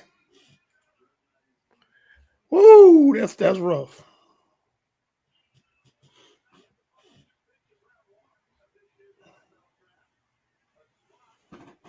And they took linebacker Jahad Campbell from Alabama, according to the ticker. Mm-hmm. That's what I said. Front seven, baby. Front seven. So this has got to be this next for Kansas City. This has got to be an offensive lineman. This has got to be the kid, the tackle from Ohio State. Why are we letting Philadelphia get away with all this? Your guess is as good as mine. Why are we letting Philadelphia get away with this, yo? Tristan, I don't know, man. I don't know. Like, this is like the third year in a row, bro. Like, they are drafting well, and if they're, I hate giving them props because their fans are so obnoxious. Oh, I hate them.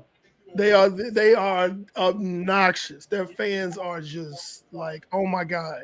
So yeah, I hate giving them props, but they do draft well. It's just telling the truth. They draft really well. But he's got nice high side. I mean, why didn't we draft him? We could have used that. Yeah, linebacker is yeah. You're right. Linebackers are needed in Washington. Put him on the other side, Frankie Louvu and Wags. Yeah, this has got to be for Kansas City. This last pick, this has got to be Josh Simmons. It's got to be. Anything else is just like, okay, what are y'all doing? You know, they beat the unholy brakes off of Pat Mahomes in the Super Bowl, and realistically, it should have happened in a lot of other games. They just actually called holding. The refs did in the Super Bowl, but a lot of teams could have done that to Pat Mahomes if they didn't have. Howie Roseman has a gold jacket waiting for him when it's all said. Yeah, no, this is I mean, there's some superb drafting, some good offseason moves. Yeah, and I hate it. I hate it. Yeah. In December of 2015, and again, it wouldn't be so bad if their fan base wasn't so obnoxious. Jihad, the defending Super Bowl champs. Just for fun fact, Jihad means holy war. I'm gonna give him 110%. Shut up, Eric. I just want to put that out there. You told me. Shut up, Eric. It's Arabic for holy war. Thank you, man. What is it like standing Thank you. as the newest member of the Philadelphia Eagles? Yeah, y'all got to see this dude twice a year. Shut up. Yeah, I was just going to say shut up. Here we go. I'm just saying. he already knows. Molly, he already knows. That's a great moment. Again, a young man who fought for those I got another headache. to wait until tomorrow night. And here's his name called again in a trade with Kansas City. Schefter, what can you tell us? They can't keep getting away with this. Tried trading up earlier in the draft. I mean, they just kind of sat there until the end of the draft and kind of moved up a spot. And a lot of people I mean, why we can trade up one spot? Well, I think it's to block another team from potentially coming up. I wonder who was coming up to get him. A fifth-round draft pick, and you've got 20 picks in the next 2 rounds to use as ammunition. And now they get a player who, as Mel mentioned, could have gone from 12 to 15. Somebody's TV. On his shoulders. It's right, mine. Surgery on another.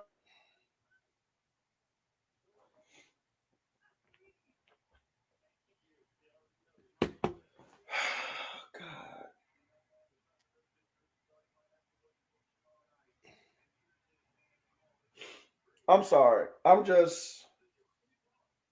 This just pissed off. I'm upset, man.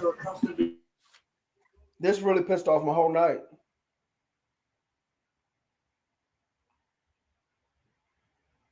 It did. It really pissed off my whole night. Well, we both got offensive linemen, so at least our teams are aware. I mean, yeah, but still, man, it's like, really trying to figure out who was trying to come up to get Campbell. That's the question that I want to know. Like, who was coming up to get him? Well, since we're still waiting on Kansas City because they want to talk and talk and talk and talk and oh my God, I just wish everybody would shut up. Somebody, because Cleveland about to be on the clock tomorrow. I mean, it could have been.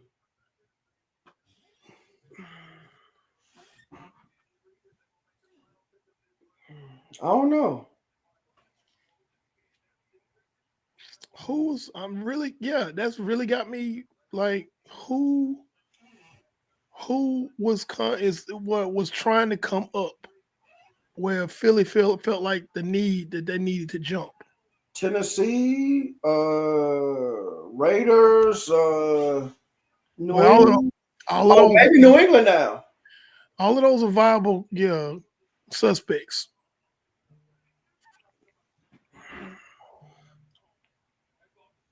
Somebody That's wanted. a good pick for Kansas City. Oh, good. They got him. They got him. Yeah, I was like, it's got to be Josh Simmons. After They got that, him. after that embarrassment in the Super Bowl, They got him. But I mean, for real, Kansas City could have just stuck with Josh Simmons, and Philadelphia still could have got Jahad Campbell. right? That's what I'm trying to figure out. Like, what was going on down there? That's the question. Yeah, somebody, and somebody's gonna say something eventually. All right, so that's it for the first round. Turn this Ladies TV and gentlemen, you have just experienced the marathon that is the first round of the 2025 NFL Draft. Thank you for sharing with us and watching with us on Just a Fan podcast. No, we will not be doing day 2, but we will be commenting about day 2 and 3 on Monday. Our regular show is on Monday at 8:15 Central and 9:15 Eastern. But yeah, thank you. And also make sure you comment on our Facebook page what you like. I'm going to put some polls up about what was the biggest move of the draft, what wasn't, the mistakes that were made that should not have been done. I can name one, Jacksonville. Steelers. Jacksonville and the Steelers. And again, Cincinnati. what does my caption say? Mistakes can and will be made. And I was not wrong because my God. And for the record, I hope that Shedeur Sanders gets drafted by the Browns and gives the Steelers nightmares for the next 12 years. Yep. That Randy Moss syndrome. Randy Moss, when all the teams that passed on him, he proceeded to like posterize them for the next few years. So, all right. So, yeah, hey, Donald, this was a great statement, man. This was crazy. It was crazy. But you know what? The draft wouldn't be the draft without being crazy, man. I'm sorry. You know, we can sit here and say. I'm just glad John Lynch didn't mess it up. I'm just, we can say what we want to say, but this drafts are always crazy, and that's why I love it. I love it, man. Like it's, tomorrow's day 2. I mean, round 2, round 3, day 2, and then 4 through 7, day 3, and then rookie free agents signings. So, but anyway, thanks for hanging with us for, let's just say, 4 hours. Appreciate y'all. We are live on YouTube, Twitch, and Facebook. You can follow us on IG, Twitter, TikTok, and Facebook, Twitter, TikTok, IG.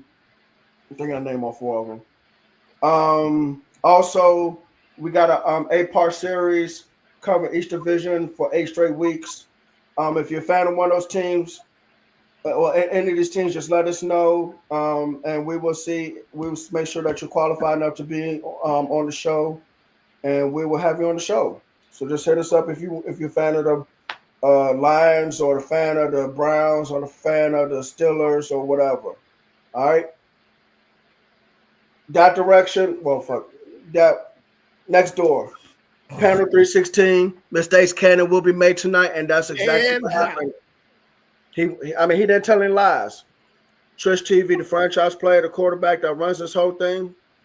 Shedeur Sanders. Shedeur Sanders, baby. Coach Williams built through the trenches. You will not see this line no more starting Monday. And Steve, and my bad, Steve, but you got to say something. Anyway, good night, ladies and gentlemen, boys and girls, children of all ages. Peace out. 4 hours. We did it. Hold on, let it run. Hold on, let it run. We might as well hit it right at 4. Official 4. We might as well make it 4. We just got less than a minute. Let's go ahead and stay on. So and since we got time, let me talk about my disdain of Shador Sanders not getting selected in the first round. Might as well go ahead. If the Browns draft Shador, I hope he haunts the Steelers for the next 12 years. I really do, because that makes no sense to me. That makes no sense that Shador Sanders did not get drafted in the first round. And whoever at this point, it will be a steal. It will and be Jacksonville, y'all stupid. And Jacksonville, y'all dumb. I don't care the fact that y'all got Travis Hunter. Y'all stupid. Y'all gave up a king's ransom to get Travis Hunter. No. And that's it. No. All you're gonna do is sell tickets. Yep. Steelers, y'all kind of dumb too. That's the 4. Gentlemen, like I said, we got plenty to talk about Monday night. Sunday we will come up with content. All right. Oh, that's easy. Who won? Who won and who lost? Who lost? Boom. That's it. That's what we're gonna be talking about Monday, y'all. So tune in. I know that, but yeah, we'll talk about it. All right. Peace out, y'all. Good night, everybody. Good night.